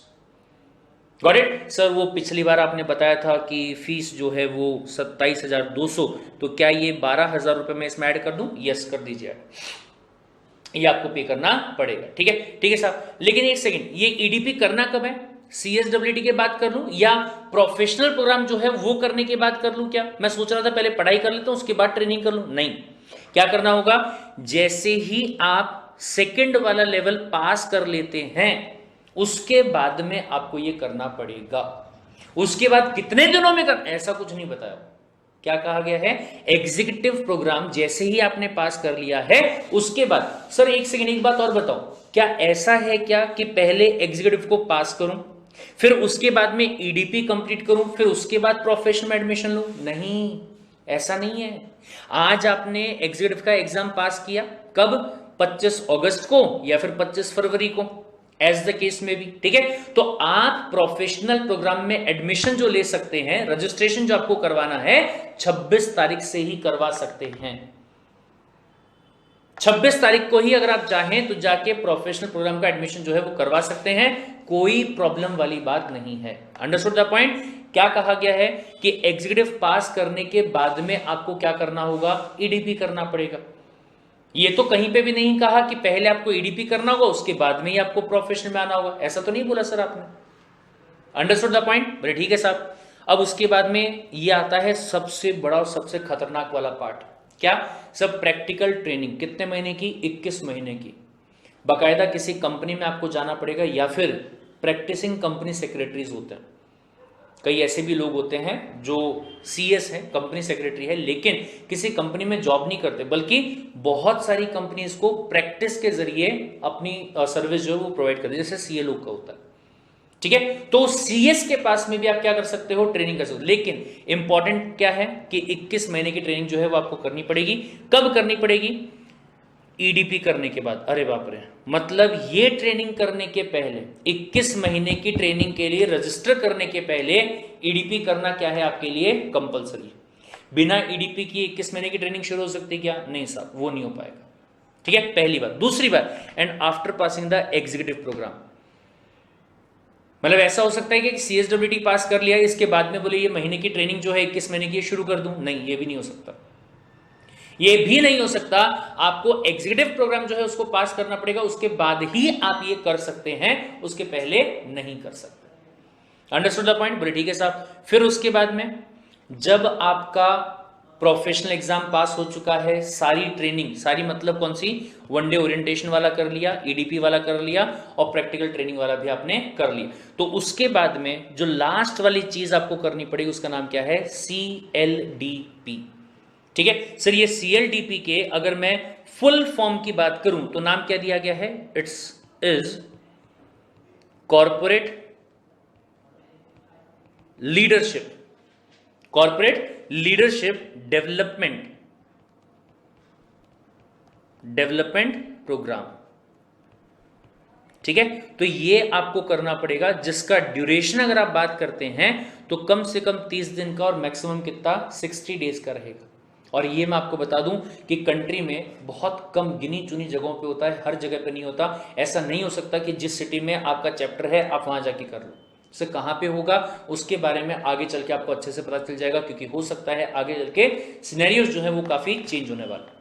ठीक है, अब अगर मैं थोड़ा बहुत बताना चाहूं तो CCGRT करके एक मुंबई में है, बेलापुर में, वहां हो सकता है, या इंदौर में हो सकता है, भोपाल में हो सकता है, जबलपुर में हो सकता है, पुणे में भी हो सकता है, दिल्ली में भी हो सकता है। ठीक है, तो कुछ कुछ सेंटर्स है जो कि इस्टेब्लिश किए गए जहां पे बाकायदा रेसिडेंशियल प्रोग्राम किए जाते हैं और ये ट्रेनिंग आपको करना पड़ेगा। ठीक है, लेकिन ध्यान से, ये आप प्रोफेशनल एग्जाम पास करने के पहले नहीं कर सकते हैं, और इसके अलावा जो भी आपका ईडीपी या प्रैक्टिकल वाला ट्रेनिंग था वो भी आपको पहले करना पड़ेगा, उसके बाद ही कर पाएंगे, अदरवाइज करना पॉसिबल नहीं है। Understood the point? ये आपको समझ में आया क्या? Clear this point? That's it. So this is all about the orientation program जो मैं आपको यहाँ पे बताना चाह रहा था, और मैं आपको इसकी वेबसाइट जो है वो भी दिखा देता हूँ. अगर आपको कहीं पे रजिस्ट्रेशन करना है, जैसे CSEET के लिए रजिस्ट्रेशन करना है या फिर एग्जीक्यूटिव के लिए करना है या बाकी चीजें और समझना चाहते हैं, तो this is the official website of our course. क्या टाइप करना है आपको सीधा icsi.edu आपको टाइप करना है. वहां पे ये देखिए सारी बातें जो हैं वो आपको वहां पे मिल जाएंगी. चाहे आप CSEET के बारे में इंफॉर्मेशन लेने की बात कीजिए, चाहे आप ऑनलाइन एग्जाम्स की बात कीजिए, सर्टिफिकेशन कोर्स की बात कीजिए, हर चीज आपको वहां पे मिल जाएगी. बीइंग अ स्टूडेंट आपके लिए बकायदा एक अलग से टैब जो है वो दिया गया है, ठीक है, जिस पे क्लिक करके आप चाहे ट्रेनिंग की बात कर लो, आप चाहे एग्जामिनेशंस की बात कर लो, चाहे आप रजिस्ट्रेशन करने की बात कर लो, सारी कुछ चीजें जो हैं वो यहां पे आप कर सकते हो. अगर मान लीजिए आप CSEET में अपने आप को रजिस्टर करना चाहते हैं या जो कुछ भी है, ऐसे केस में कुछ नहीं करना. सिंपल तरीके से आपका जो गूगल क्रोम रहेगा या आपका और कोई ब्राउजर जो होगा उस पर क्या डालेंगे, registration CSEET, registration of CSEET, इतना ही अगर आप वहां पे डालेंगे तो रिस्पेक्टिव लिंक जो है वो आपको यहां पे मिल जाएगा.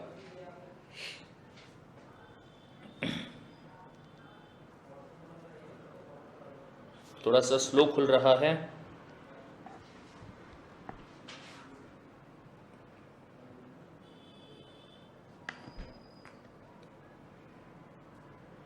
थोड़ा नहीं, बहुत ही ज्यादा स्लो खुल रहा है. ये देखिए आप बाकायदा पूरा का पूरा यहां पे आ गया CSEET ICASI, ठीक है. इसके ऊपर अगर मैं क्लिक कर देता हूं